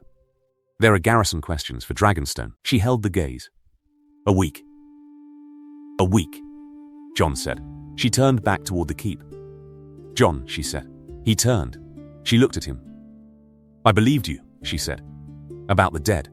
From the second day. I want you to know that. He looked at her. I know, he said. She went inside. Jon stood in the dragon field and watched Vhagar and Drogon on the cliff's edge, the dark ancient shape beside the brilliant black one, the old dragon and the young one, sitting in proximity with the specific equilibrium of things that had decided not to decide the question. He thought, she's coming north. He thought, when she sees it, she'll understand. He thought, I hope understanding is enough. Beyond the wall, what 4 dragons meant. They rode north together. Not the full force. Daenerys brought a third of her unsullied by sea and overland, enough to defend a staging point south of the wall, while the primary operation went north of it. Jon rode ahead on Vhagar. Daenerys followed on Drogon, with Rhaegal and Viserion flanking. 4 dragons over the north. The small folk came out to watch. Not the way they came out to watch lords pass on horseback, the way people came out when the sky changed. They came out of houses and fields and the doors of inns in every village and hold fast between Dragonstone and the wall, tilting their faces up, holding still, doing the thing people did when they were encountering something their generation had not been built to contain. Jon felt Vhagar's pleasure at the cold. The further north they flew, the more the dragon's flight changed, not faster or higher. Something in the quality of it, the ease that a body found when it returned to the temperature it was designed for. Vhagar had been sleeping under a volcano, but the ancestors of Vhagar's line had flown over Westeros at the height of the Targaryen dynasty, and the cold of the north was a thing the blood remembered. They landed at Eastwatch. Commander Tormund Giantsbane was at the gate. He had been warned by Raven, but Jon suspected that the Raven's description had not fully prepared Tormund for the experience of 4 dragons landing in the field outside Eastwatch's walls, which was the kind of thing that even Tormund Giantsbane needed a moment to absorb. He absorbed it. "Crows," Tormund said, looking at the dragons and then at Jon, and then at Daenerys, and then at the dragons again. "You brought more dragons." "One of them's mine," Jon said. "Which one?" "Vhagar, the dark one." Tormund looked at Vhagar. "The dark one is very large," Tormund said. "He was larger before he went to sleep," Jon said.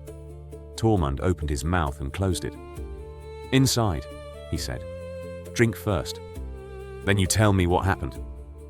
Jon introduced Daenerys to Tormund over cups that were technically ale, but that Jon suspected had not started as ale, and had become ale through a process that Tormund would explain at length if asked.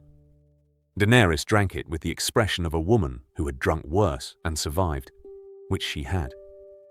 Tormund described the situation north of the wall. "They're moving," he said. "The dead, the cold, faster than last month. The scouts we send north, the ones who come back, say the army is moving in a line south. Not fast, but steady." He held Jon's gaze. "The wall's going to be tested this winter. Not maybe. Is going to." "How long?" Jon said. "Month, maybe 2.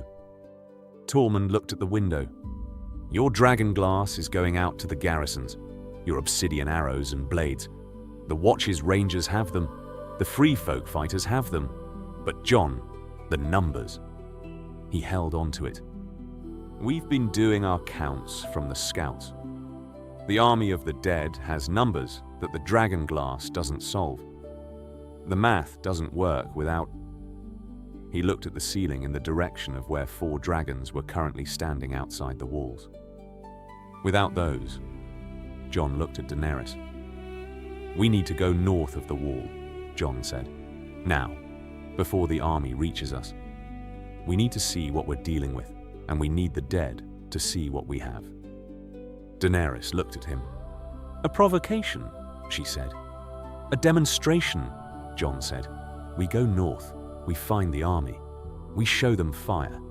We learn whether 4 dragons can break the advance or whether we need to wait for the wall and fight defensively."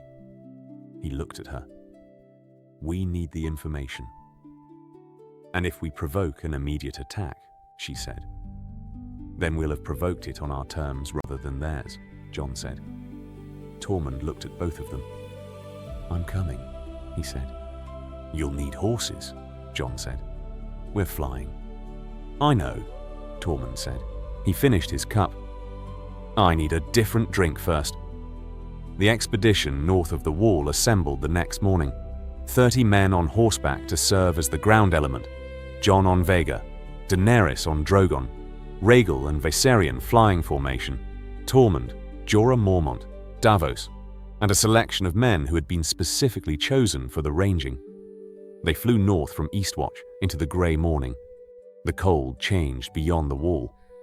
Jon had felt it before. The wrong cold. The cold that was not weather. He had been feeling it in ranging reports for years, had sat in Castle Black and read the descriptions and built the understanding from second-hand accounts. On Vhagar, flying north, he felt it through the dragon. Vhagar felt it too. The specific registration of something ancient meeting something that was the enemy of ancient things. And the feeling was not fear, but alert, the way a wolf scented something it knew to be wrong. They found the army in the afternoon.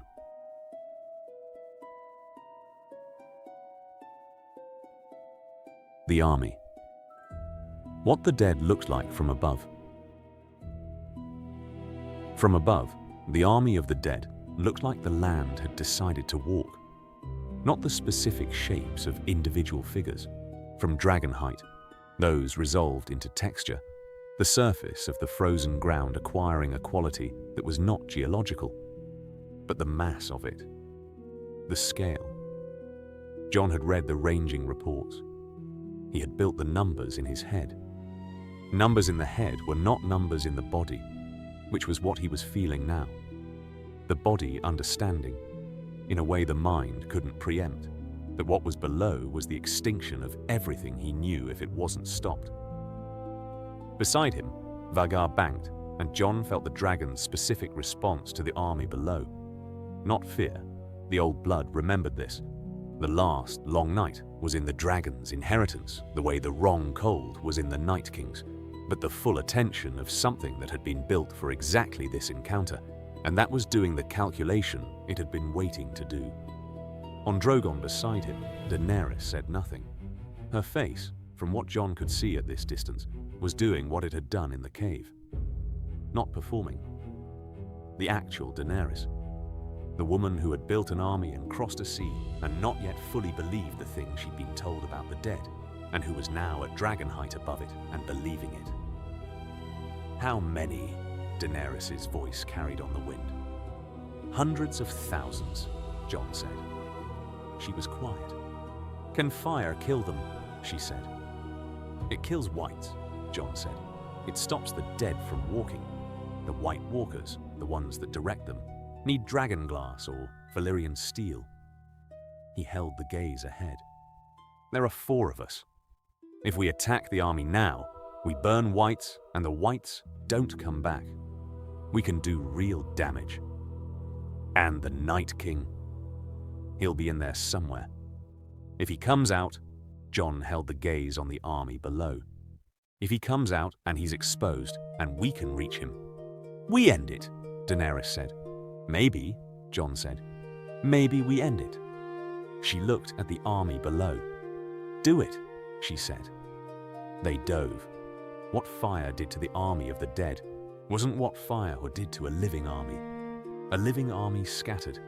It broke and ran, and the fire followed the people, and the people were mobile and spread the damage as they moved. The dead did not scatter. The dead burned where they stood. The whites catching and burning and falling, and the fire moved through the army, not like a wave, but like a slow erasure. One figure, and then the next, and the next. And the burning did not spread to its neighbors, the way fire spread among the living, because the dead did not have the warmth that sustained the spread. But the fire was not unlimited. Vhagar and Drogon and Rhaegal and Viserion banked and dove and breathed and rose and banked and dove again. And each pass cleared a corridor of the army, and the corridors did not heal. The burned dead stayed burned. But the army was so large that corridors were what you cut in forests when you wanted to cross them, and the forest was still the forest around the corridor. Jon counted the passes. 6 passes in, something changed. He felt it through Vhagar first. The bond, the dragon's specific alertness, going to a different register. Not the combat alert that had been there since the dive, but something else. Older. The recognition of a very large, very cold thing. Jon looked for the Night King. He found him in the army's center, on a dead horse, elevated on a ridge of frozen ground, watching the dragons with the patience of a general who had been fighting a war for longer than anyone breathing had been alive, and who had learned that patience was the only variable that mattered. The Night King raised his hand. Jon thought, down, and reached for Vhagar's bond, and was half a second too late. The ice lance caught Vhagar in the left wing. The fall. What the Night King did. The pain arrived through the bond like a wall. Not Jon's pain, Vhagar's, but the bond did not distinguish, the connection transmitting the wing strike as directly as if Jon had taken the lance himself, the cold shooting through the left side of his body, in the mirror of what the dragon felt. And Jon gripped the saddle harness and held on because falling was not something he could afford. Vhagar screamed. The sound of a dragon in pain was not a sound the world made ordinarily. It was not like any animal sound Jon had heard, not like a horse, not like a wolf. It was older and larger, and it cut through the cold air over the frozen north, and something in the army below went still. Even the dead, registering that the sound was significant. The wing was damaged but not gone. The membrane torn. The injury significant but not crippling. The wing still functional enough to keep them in the air at a reduced capacity. Jon felt Vhagar making the assessment through the bond, the great intelligence of the ancient dragon, evaluating the damage with the same precision it had brought to everything, and the assessment was functional, but coming down. Down, Jon said through gritted teeth. East, east of the army. Vhagar went east. Jon looked back. The Night King had raised his hand again. He was looking at Viserion. Jon shouted something. He would not remember what he shouted. The sound carried on the wind the wrong direction, and Daenerys was already pulling Drogon into a dive toward the army's far side, and Viserion was banking to avoid a white column and did not see the Night King's position until the second lance was already in the air. The lance struck Viserion in the throat. The sound that followed was the worst sound Jon had ever heard, and he had heard terrible things. The sound of the village at Hardhome, the sound of the wildlings dying at the wall, the sound of arrows in bodies and swords in armor. This was the sound of a dragon dying, and the sound of it was a physical thing, the air around it disrupted by something that was too large and too suddenly gone. Viserion fell. He fell in a spiral, the great white gold body descending in the slow, terrible way of something that had lost the thing that kept it up, and he hit the ice of a frozen lake below, with a sound that the ice felt for a quarter mile in every direction. Jon watched it happen. He watched Daenerys watch it happen. She was on Drogon, 200 yards away, and she had turned at the sound. And she saw her dragon fall, and Jon was too far away to see her face, but he felt what crossed the air between them. The specific quality of a person watching something irreplaceable become gone, which was not dramatic in the way the songs made it, and was not anything except what it was, which was a person losing something.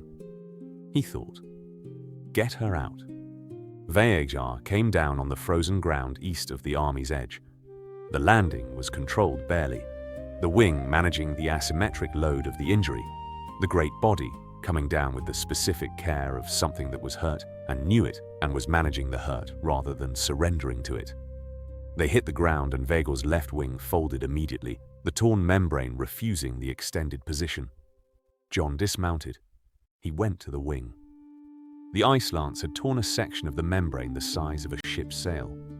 Not the bones. The bones had taken the impact and held, Vhagar's blood running true. The structural integrity of an ancient line maintaining even under an ice lance at dragon altitude. But the membrane. Flight required membrane. Vhagar breathed on him. Not fire, breath. The warm recognition. The bond communicating. I'm here. I'm hurt. I'm staying. I know, Jon said. Come on. We have to move. He heard Drogon land behind him. He turned. Daenerys was already off the dragon, running, not toward him, toward the frozen lake where Viserion had fallen. He caught her arm.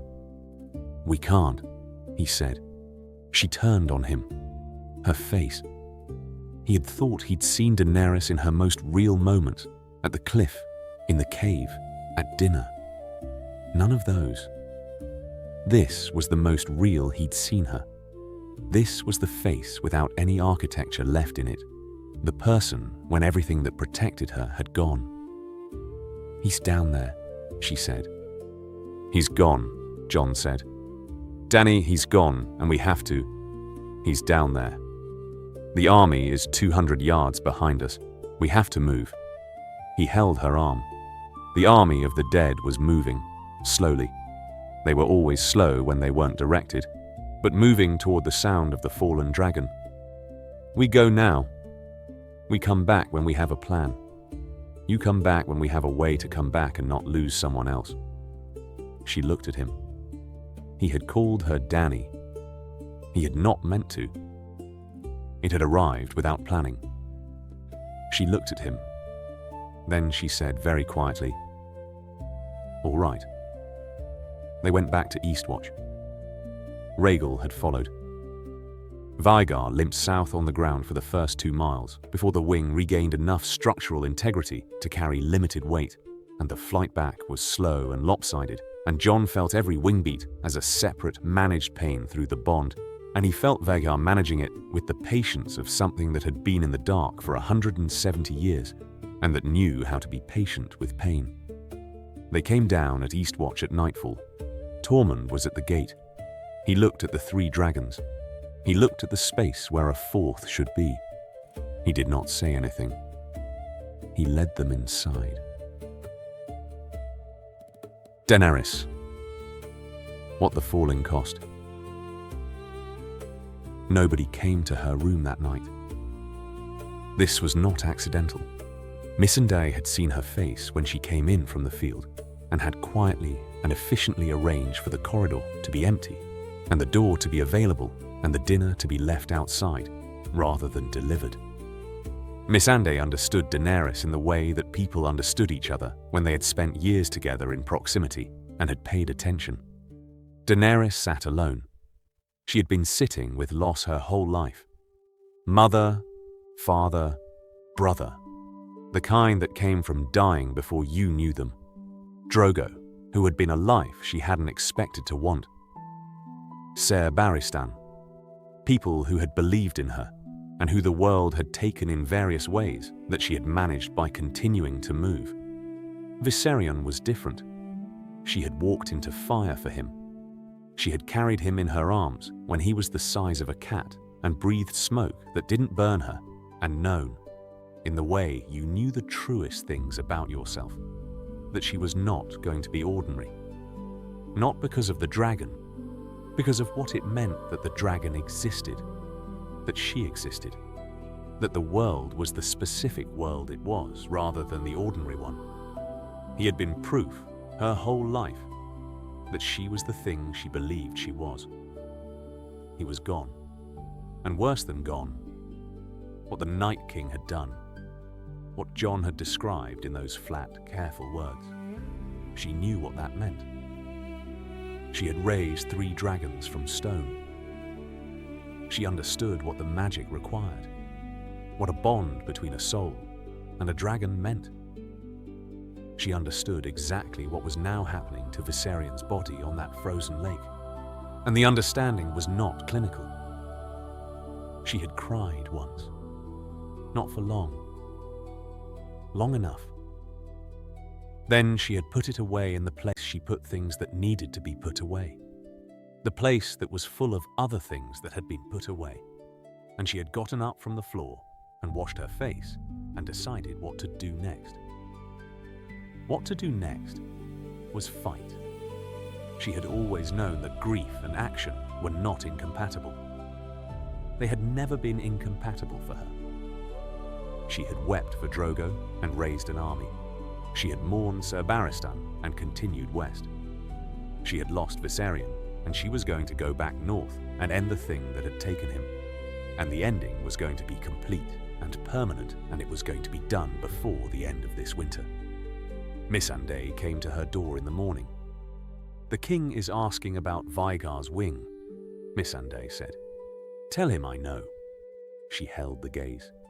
"Tell him I'll be in the field." She went to the field. She stood beside Rhaegal, and she put her hand on his neck, and she held the bond, the smaller bond, the two of them, rather than the three she'd had 12 hours ago, and Rhaegal did not need words. He knew. "I know," she said. "I know." She stood with her dragon in the cold northern morning, and she let herself feel the specific shape of what was gone for exactly as long as she could afford to feel it. Then she went to find Jon. Eastwatch. What they said to each other. The night, after the maester had done what he could for Vhagar's wing, which was apply a salve and note in his journal that he was treating a dragon, which he did with the specific composure of a man who had decided that his job was to treat injuries and that the species of the injured was a secondary concern, Jon found Daenerys on the Eastwatch battlements.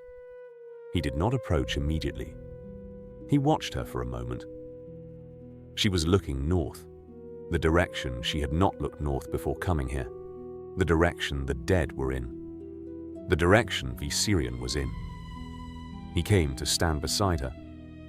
"Tell me what happened," she said. "The Night King targeted Vhagar first," Jon said, "because Vhagar is..." He paused.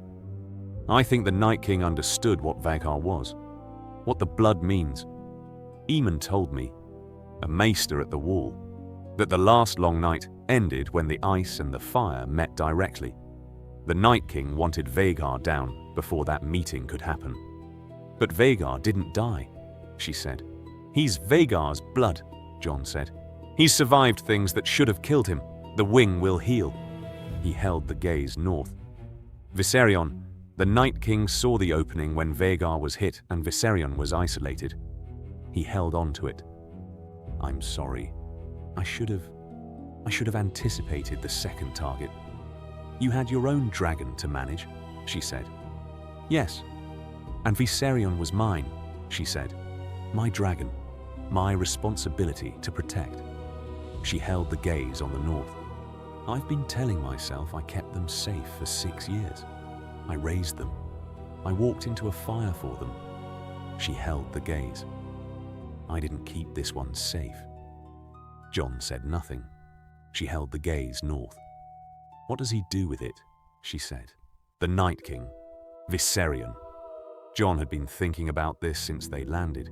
He had been thinking about the ranging reports, the ones that described specific cold-turning things, the way the dead were turned, the specific magic that reanimated the fallen.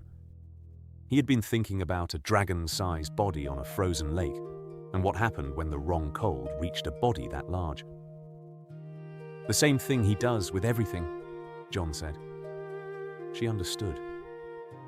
He watched her understand and held the silence because there was nothing useful to say about it, and saying something useless would be worse than saying nothing.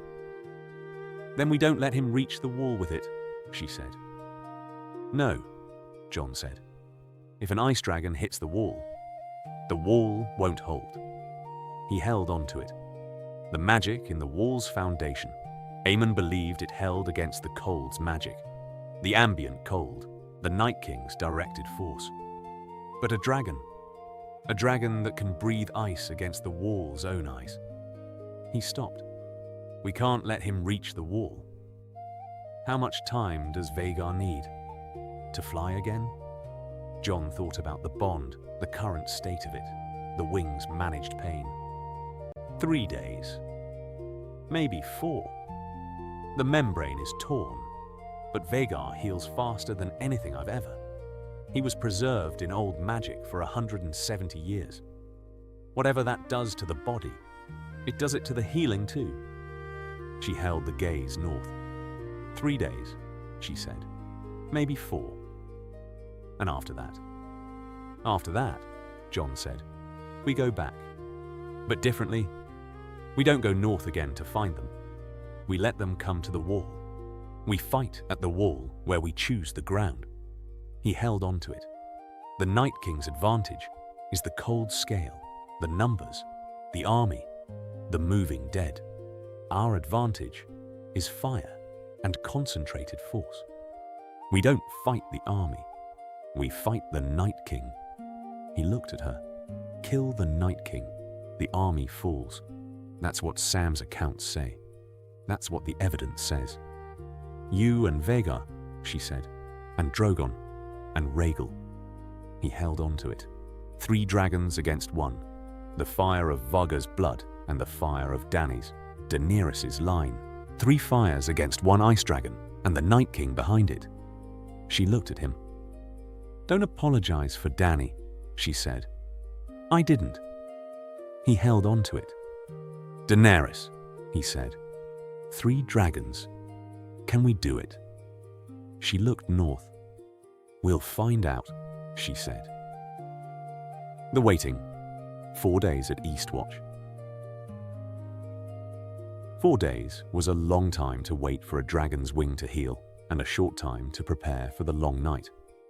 Jon spent the first day with Vhagar, in the field outside Eastwatch, where the dragon had settled with the patient economy of something that knew the difference between what it could control and what it couldn't. The wing was healing. Jon could feel it through the bond, the membrane rebuilding in the way that very old magic worked. Not quickly, but completely. The tissue coming back without scar the way ancient preserved things came back without the ordinary deterioration of injury. He sat beside the wing. He put his hand on the scale, and he held the bond, and he thought about Viserion falling, and Daenerys watching, and the specific gap between the 4 dragons they'd flown north and the 3 they'd flown back, and the gap was not only numerical, it was the gap in Daenerys' face, the gap in what she'd been, and what the world had now made her. Tormund came to sit with him. Tormund was one of the people in the world who understood how to sit with someone in silence without making the silence a thing that required commentary. He sat. He drank something from a flask. He handed the flask to Jon. Jon drank. They sat. After a while, Tormund said, "She's angry." "Daenerys," Jon said. "Yes, good kind of angry or bad kind of angry." Jon thought about this. "Both," he said. "The good kind that makes her want to go north and end it. The bad kind that might make her want to go south and burn King's Landing first." Tormund absorbed this. "Which is she doing?" he said. "She's in her rooms," Jon said. "Writing letters, I think. I haven't seen her since this morning." Tormund nodded. "Ygritte died angry," Tormund said. "Not randomly. Tormund never said things randomly. The North produced people who said what was relevant when it was relevant and nothing else. She died the only way she ever did anything, which was absolutely and without regret." He held the flask. The anger was why she died well. It was also why she died. Jon said nothing. "The Queen," Tormund said. "She's got enough anger to end the Night King. She's also got enough to do things nobody comes back from." He looked at Jon. "Don't let her do the second thing." "I know," Jon said. "You trust her." Jon considered this. "Yes," he said. "More than I expected to." Tormund handed him the flask again. "The dragon likes this place," Tormund said, meaning Vhagar. He was looking at the dragon's amber eye, which was open and regarding Tormund with the specific attention that Vhagar brought to people who sat with Jon, rather than performing around him. "He's calmer than Drogon." "He's older," Jon said. "He's been through something that would make anything calmer." "What's it like?" Tormund said. "The bond." Jon thought about how to describe it. "You know how you know where Ghost is," he said. "Without looking. You know he's nearby, and whether he's alert or resting, and whether something's wrong. A wolf is a wolf," Tormund said. "It's like that, but larger," Jon said. "And in both directions. He knows where I am, what I'm feeling, whether something's wrong with me." He held the gaze on Vhagar. "When the lance hit him, I felt it. Tormund was quiet. That's both terrible and impressive, Tormund said. That's the bond, Jon said. They sat until the sky started to go dark. Vhagar stretched the injured wing, slowly, testing, and the stretch was already better than the previous evening, the range of motion returning incrementally with the evidence of healing. Jon felt the wing through the bond.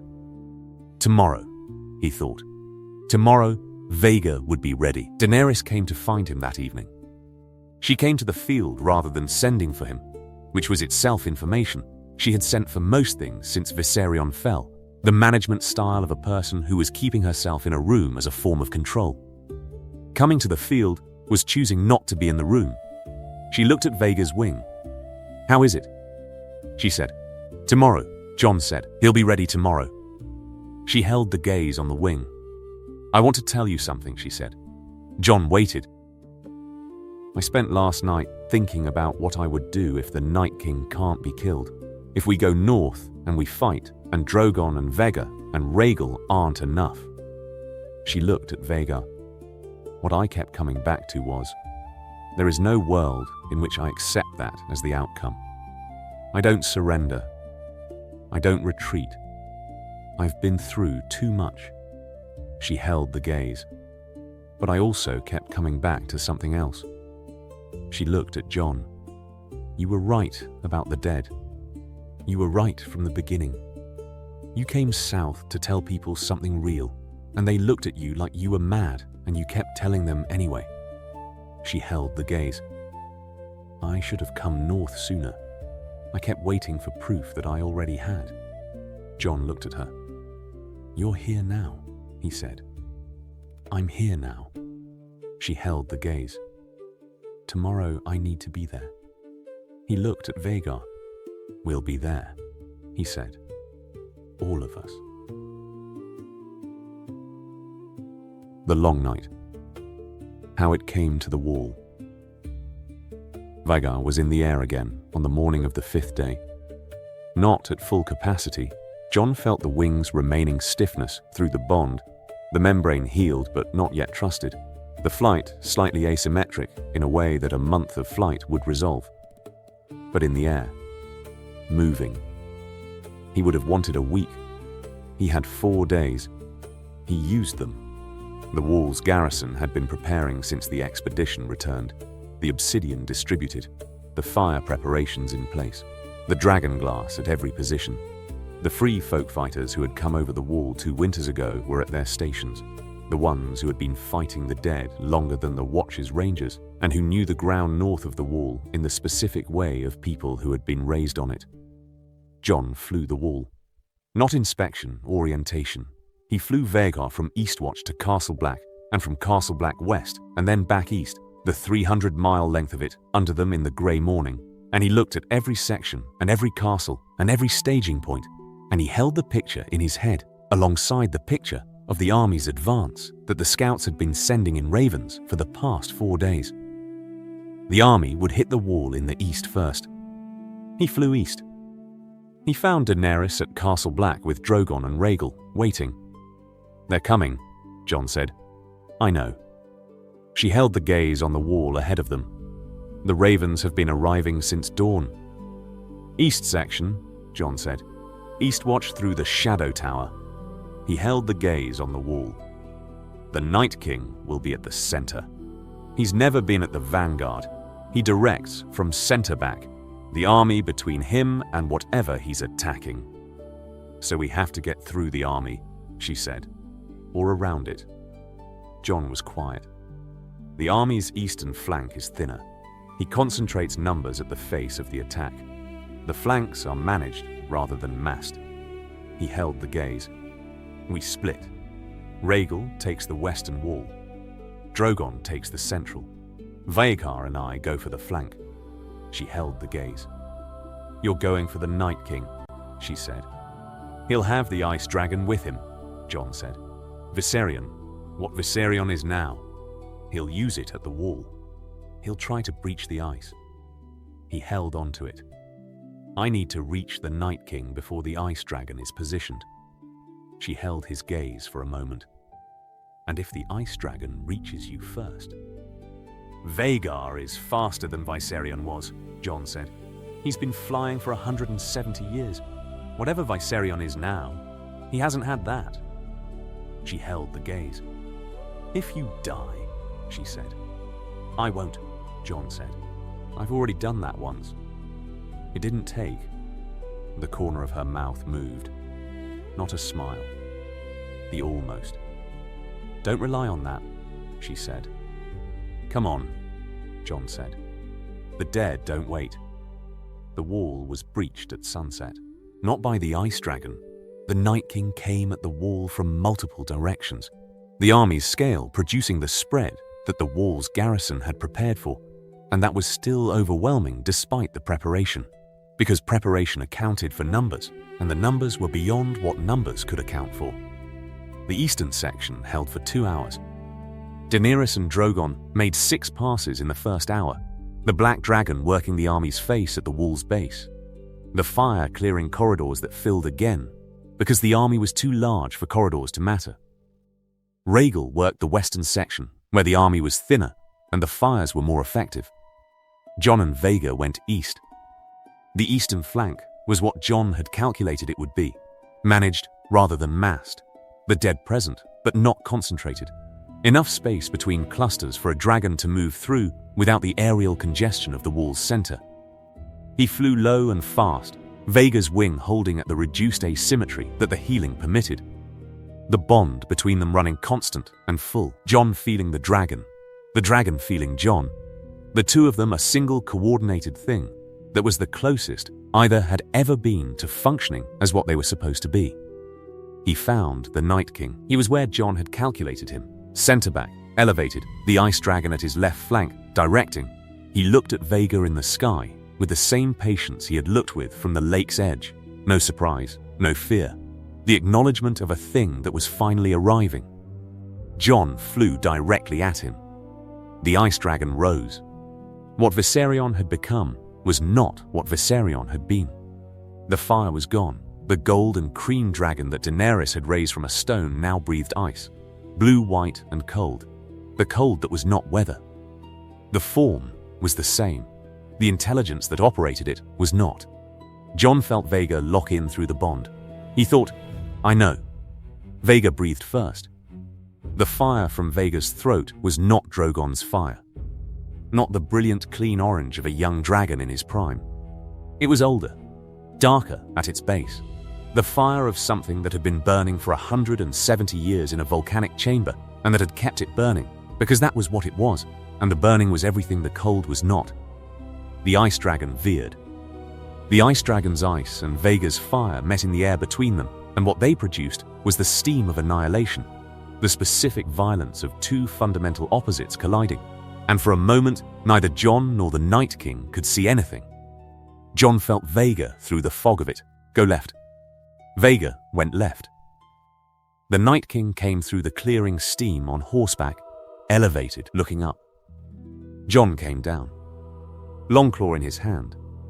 The Night King was not expecting the rider to come at him while the dragons fought. He had been managing Vhagar as the threat, and had been managing it correctly. The ice dragon positioned to intercept. And he had not calculated for the rider coming off the dragon at low altitude and coming down. Jon hit the Night King the way the Night King had never been hit, from a rider with Valyrian steel, while the Night King's attention was on a dragon. It was not elegant. It was not the battle of heroes that the songs would later turn it into. It was a man who had died and come back, and who was carrying an ancient sword, and who came down through freezing steam at a general who had spent 10,000 years fighting, and who was, for the first time in 10,000 years, surprised. The Valyrian steel connected. The Night King shattered.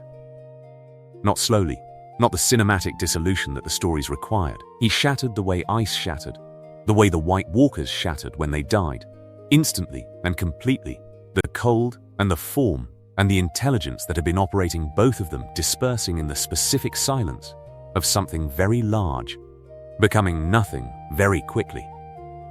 The ice dragon fell. Not the way Viserion had fallen, the conscious fall, the death in flight, the way the Walker Dead fell when the directing intelligence was gone. The ice dragon ceased to be a directed thing and became a thing that fell, the form still there, but the animating force gone. And the crash, when it hit the frozen ground east of the wall, was the last sound of the long night. The army of the dead stopped.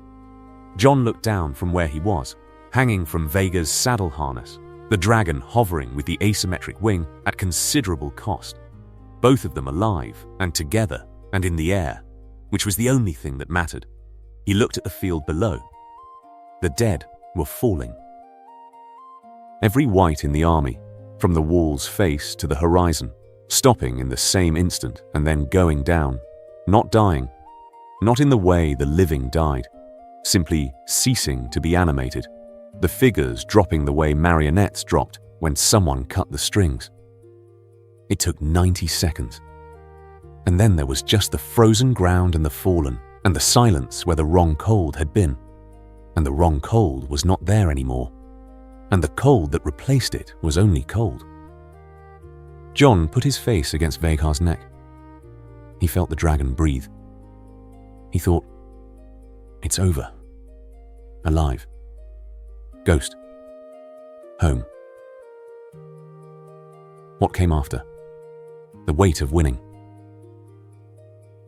They came back to Castle Black to ravens, hundreds of them, from every lord and house, and holding in the 7 kingdoms that had been watching the sky for 3 days. Thousands of people who had felt the dead and felt the dead stop, who had seen fire in the north and heard the silence afterward. Jon let Tyrion read them first. Tyrion came to him an hour later with the expression of a man who had been expecting news and who had received news that was considerably more specific than expected. "They're calling you Aegon," Tyrion said. Jon looked at him. Not all of them, but enough. He held the stack of letters. The letter from Lord Glover. The letter from Lord Royce. 3 letters from houses in the Reach who have never met you. All of them use Aegon. He held on to it. The transformation has been happening for weeks. The dragon, the parentage, the Night King. The 3 things together have produced a specific conclusion in the minds of the lords of the 7 kingdoms, and the conclusion is, Aegon Targaryen has come home. Jon looked at the letters. "What does Daenerys say?" he said. "I haven't told her yet." Tyrion looked at him. "I wanted to talk to you first, about what you intend to do with it." "Nothing," Jon said. "Jon, Tyrion, I'm going home. I'm king in the north. I have a dragon that needs to recover from a wing injury, and I have a family I haven't seen in too long, and I have a wall to see rebuilt." He held on to it. "The Lords calling me Aegon does not change what I am going to do." Tyrion looked at him. "They'll push," he said. "They've been pushing," Jon said. "I've been saying no for 3 weeks. I'll keep saying no. And when Daenerys has consolidated enough support to rule without you, when she no longer needs the alliance, some of those lords will try to force a choice." "Then I'll deal with it when it comes," Jon said. "Right now, I need to find Daenerys and talk to her before Varys's little birds carry everything to her without context." He found her on the wall's top. She was looking south. Not north, south. The direction she had been looking for months now.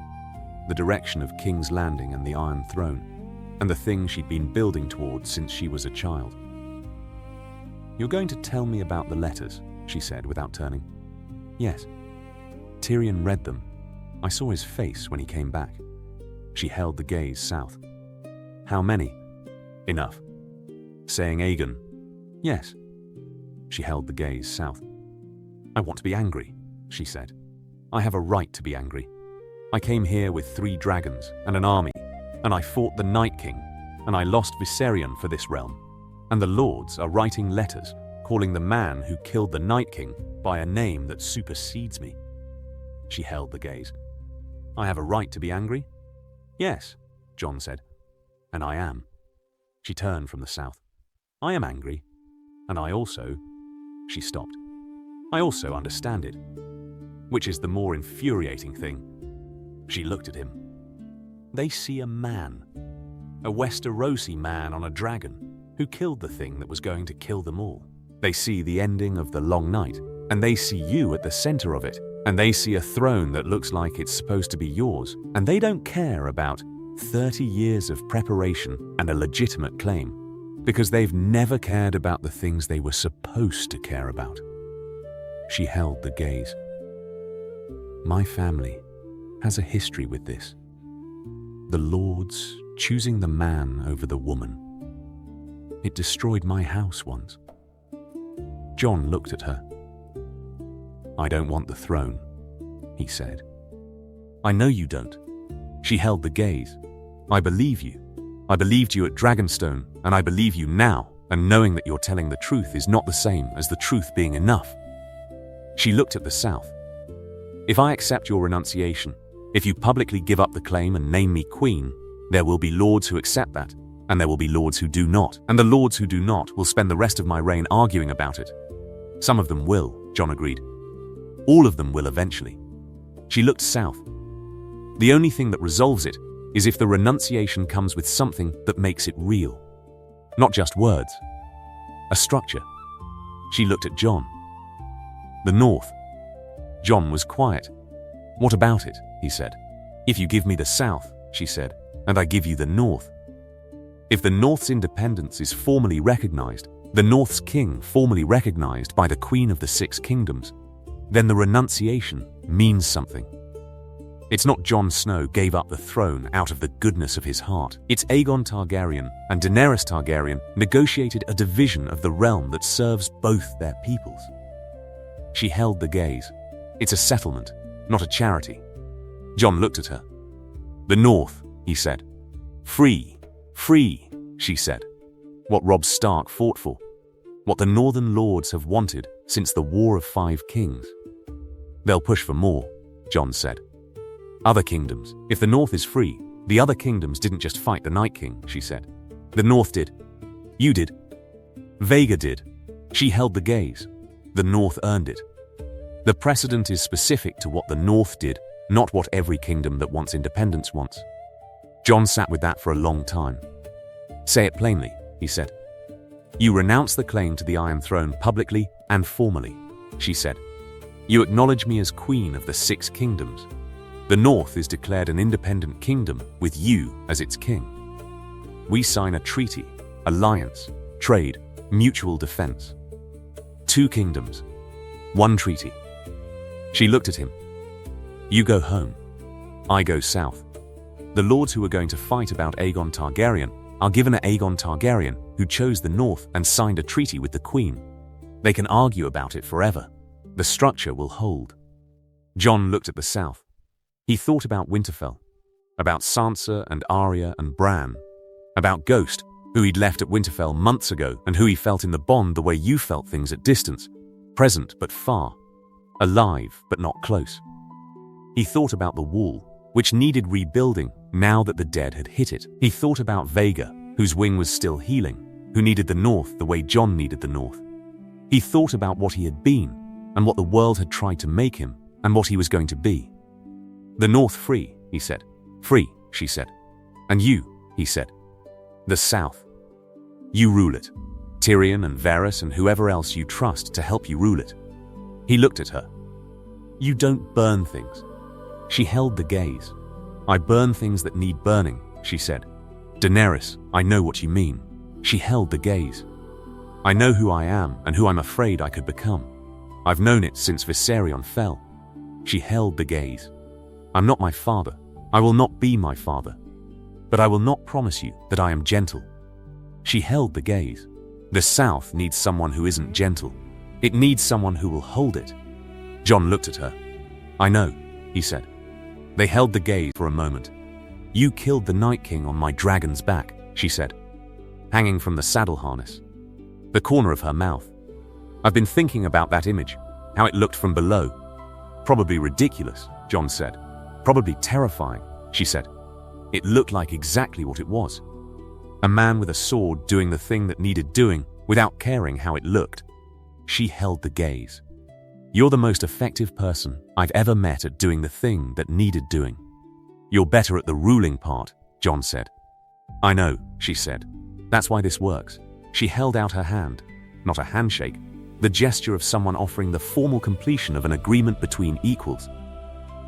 Jon held her gaze for a moment. He took it. 2 Targaryens on the wall in the northern winter, the dead gone from the field below, the wrong cold absent from the air, the 2 dragons on the wall's battlement behind them, the black and the dark ancient, and the south ahead of one, and the north ahead of the other. Together, she said. Together, Jon said. The announcement. What the world heard. They made the announcement at Castle Black. Not a throne room, not a great hall, the courtyard of Castle Black, which was the appropriate setting for what was being said, which was, the Night King is dead and the war is over, and what follows is not a throne war, but a settlement. Jon spoke first. He said, I am Aegon Targaryen, son of Rhaegar Targaryen and Lyanna Stark. I hold the legitimate claim to the Iron Throne by law of succession, and by the bond between me and Vhagar, who carries the blood of Vhagar, and who chose me in the foundations of Dragonstone. He said, I renounce the claim. The courtyard was very quiet. I renounce it because the North has been waiting for its freedom for longer than I have been alive. I renounce it because the Iron Throne was built for a different world than the one we're going to live in going forward. I renounce it because the Queen who will sit it is better suited to the sitting than I am. And she proved it by coming north and fighting the dead when she could have stayed south and waited. He held the courtyard's attention. I name Daenerys of House Targaryen Queen of the 6 Kingdoms. I ask only one thing, the North's independence. He looked at Daenerys. She looked at him. The North is free, she said. Jon of House Stark, Jon of both houses, both names, is king in the North. The treaty is signed. The kingdoms are 2. She held the courtyard's attention. The next person to argue about this will argue it with me. The quiet lasted one moment. Then Tormund made a sound that was somewhere between approval and relief, and the northern wildness that had never quite fit in anywhere civilized. The courtyard found its voice. The aftermath. What they each took from it. The renunciation produced different responses from different people. Davos took Jon aside immediately after the announcement in the corridor outside the Castle Black courtyard, with the specific Davos speed of a man who had been waiting for the right moment and had decided the moment was now. You just gave away the Iron Throne, Davos said. I know, Jon said. The legitimate claim. The strongest claim in the realm. You stood in front of everyone, and you gave it away. I know, Davos. To a foreign queen with 2 dragons. She helped kill the Night King, Jon said. She lost a dragon killing the Night King. Yes. Davos looked at him with the expression of a man processing something that he had known was coming, and that was still landing harder than anticipated. She's going to go south, Davos said. Daenerys. She's going south to deal with Cersei, and whatever's happening down there, and she's going to sit the Iron Throne, and you're going north. Yes. With a dragon. Yes. To rebuild the wall. Someone has to. Davos held the gaze. The Northern Lords, he said. Glover, Serwyn, the ones who are writing letters calling you Aegon. They're not going to be happy about the settlement. They're going to be very happy about the settlement, Jon said. The North is free. Robb Stark died for the North's freedom. My father, Ned Stark, served a king he didn't respect his whole life, because the North had bent the knee. The North is free. The Lords are going to be furious at me personally and thrilled about what the fury produced. Davos absorbed this. That's a very political observation, Davos said. I've been south for a while, Jon said. Davos held the gaze. You're different, Davos said. Not critically, observationally. Not completely. Still you, but different. King's Landing does that, Jon said. Or dragons do. I'm not sure which. Probably both. Davos held the gaze. For what it's worth, and I don't usually say this because I try not to, because stating the obvious is a waste of time. What you did up there, he gestured north, toward the wall, toward the field where the dead had fallen. What you did was the right thing. I know, Jon said. Stop saying I know to everything. It's not performance. I know because it's the only thing that made sense. He held Davos's gaze. The throne would have cost more than the North's freedom was worth. The North's freedom didn't cost anything except not wanting something I never wanted. Davos held the gaze. All right, he said. When do we leave? 3 days, Jon said. Vhagar needs the days. 3 days. He started to turned back. The treaty, the 6 kingdoms and the North, the mutual defense provision. Yes. So if someone attacks the North, Daenerys sends forces. Yes. And if she needs the North, we go south. He held on to it. If Daenerys burns a city that didn't need burning, the treaty has a provision about that too. Davos looked at him. You put in a provision, Davos said. Tyrion helped, Jon said. He had the same concern. Davos shook his head, the Davos expression of a man who had found something both impressive and mildly alarming. 3 days, he said, and went. Tormund found Jon last. He found him with Vhagar in the field, Jon going through the post-flight check that he had developed over weeks of riding, checking the wing, feeling through the bond for anything that needed attention. The routine that the bond had made automatic, but that Jon maintained deliberately, because deliberate maintenance was what had kept the wall standing and what would keep his dragon functional. Tormund stood at the field's edge. King in the North, Tormund said. Yes, Jon said. Free North. Yes. And the Southern Queen takes the South. Yes. Tormund looked at Vhagar. The dragon stays north, he said. Permanent. Permanent, Jon said.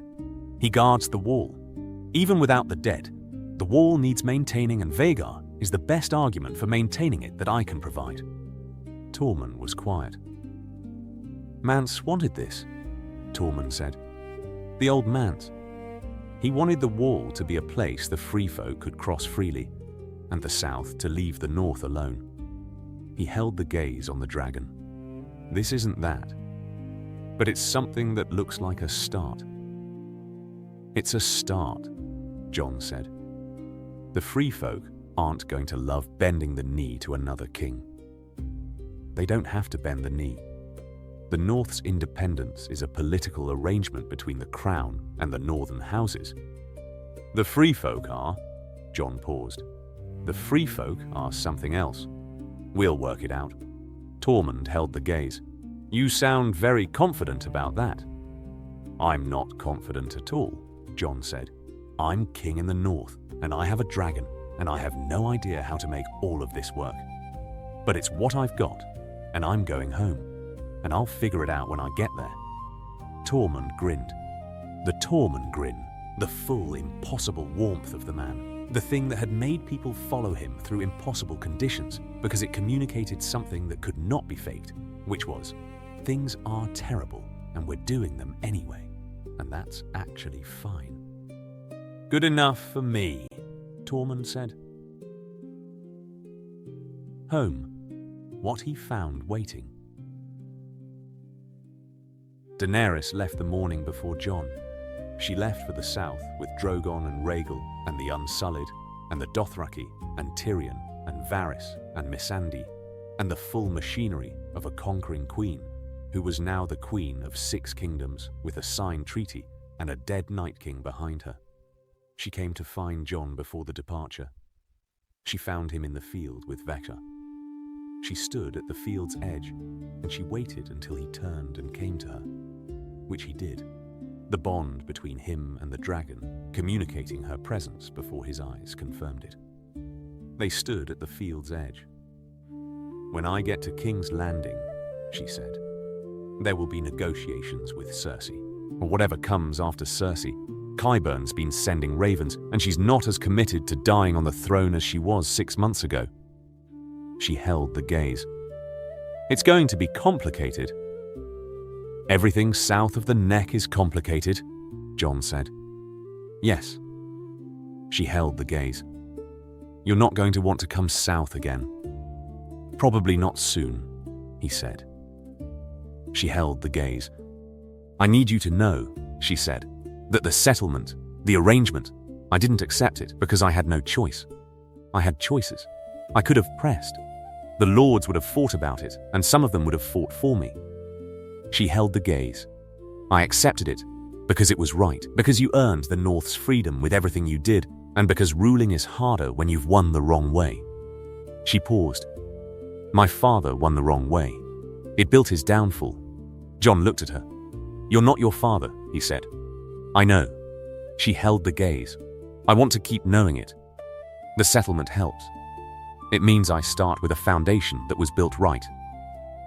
She paused. "So, thank you for the North, for insisting on it. It was my condition," Jon said. "Not charity." "I know."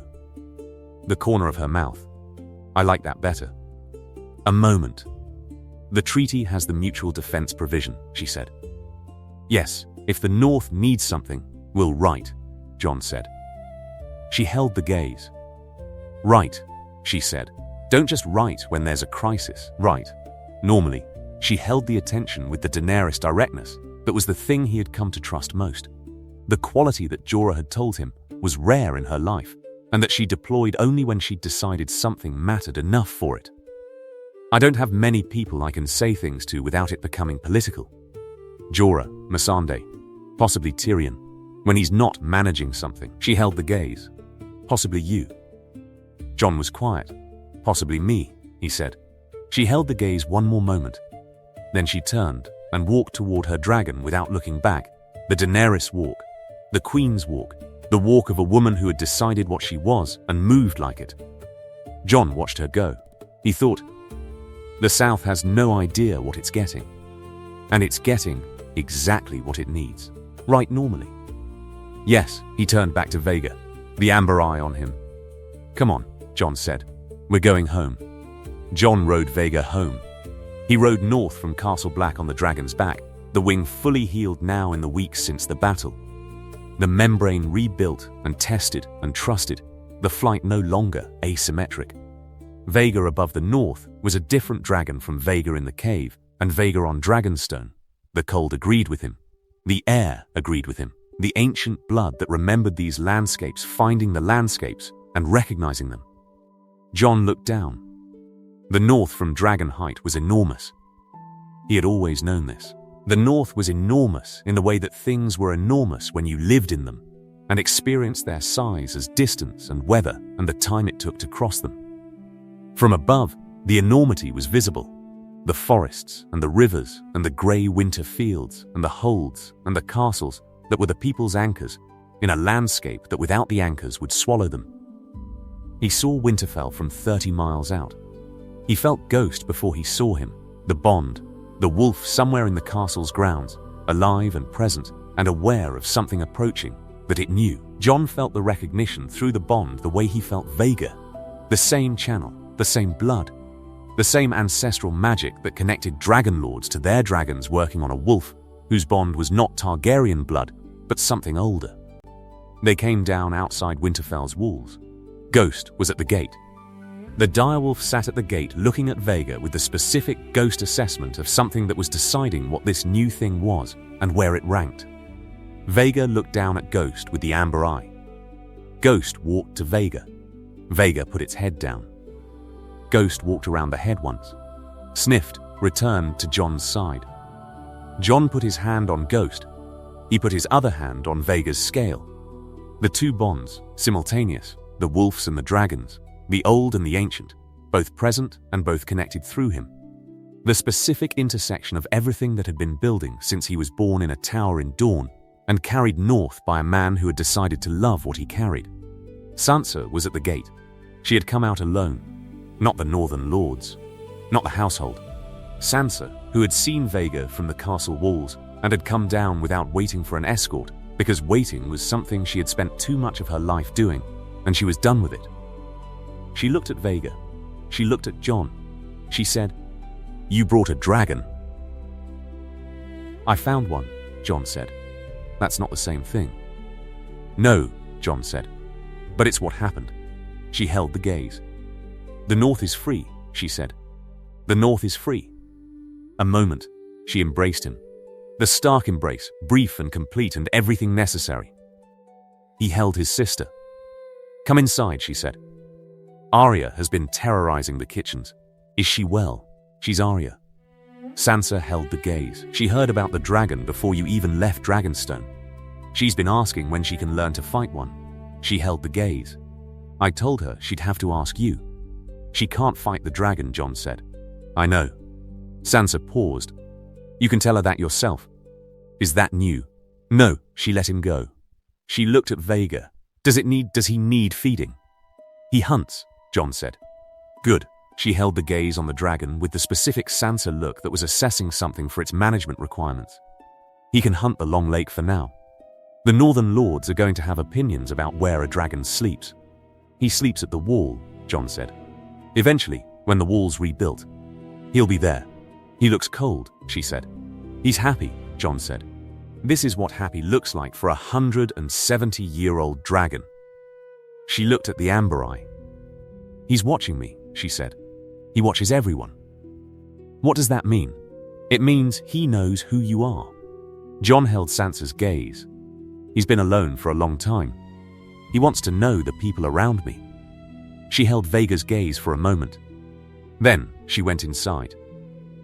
Jon stood in Winterfell's yard. He looked at the castle he had grown up in and known and left and been made something different by and come back to. The specific homecoming of a person who understood that coming back was not the same as returning. That the place you came back to was always different from the place you left. Not because it had changed, but because you had. He thought about Dragonstone and the cave and the Amber Eye in the dark. He thought about the dinner and Daenerys' controlled face and the moment on the cliff when she told him she'd believed him from the second day. He thought about flying north and the army below and the Night King's patience. He thought about Viserion falling and the sound it made. He thought about hanging from a saddle harness in the clearing steam with Longclaw in his hand. He thought, it's over. Not over. The other kind of over. Done enough that what came next was something other than survival. He went inside. Vhagar was on the outer wall. The Amber Eyes watching the north, watching the specific darkness at the northern horizon that was not the wrong cold, but only the ordinary dark, the seasonal dark, the dark that was just winter. The wall would be rebuilt. The treaty would hold, or it wouldn't. The lords who were unhappy about the settlement would be unhappy about it until they weren't. Daenerys would rule the south the way Daenerys did everything. Absolutely, and with fire, and with the specific competence of a woman who had been preparing for this since before anyone had thought to prepare her for anything. And Jon Snow, Aegon Targaryen, the king who didn't want to be king, the bastard who was legitimate, the wall crow who came home on a dragon, would be king in the north. He would be exactly what he had been called when he wasn't supposed to be anything. He would be what his mother had tried to give him the chance to be, in a tower in Dawn with Ned Stark at the door and the promise being made. Free.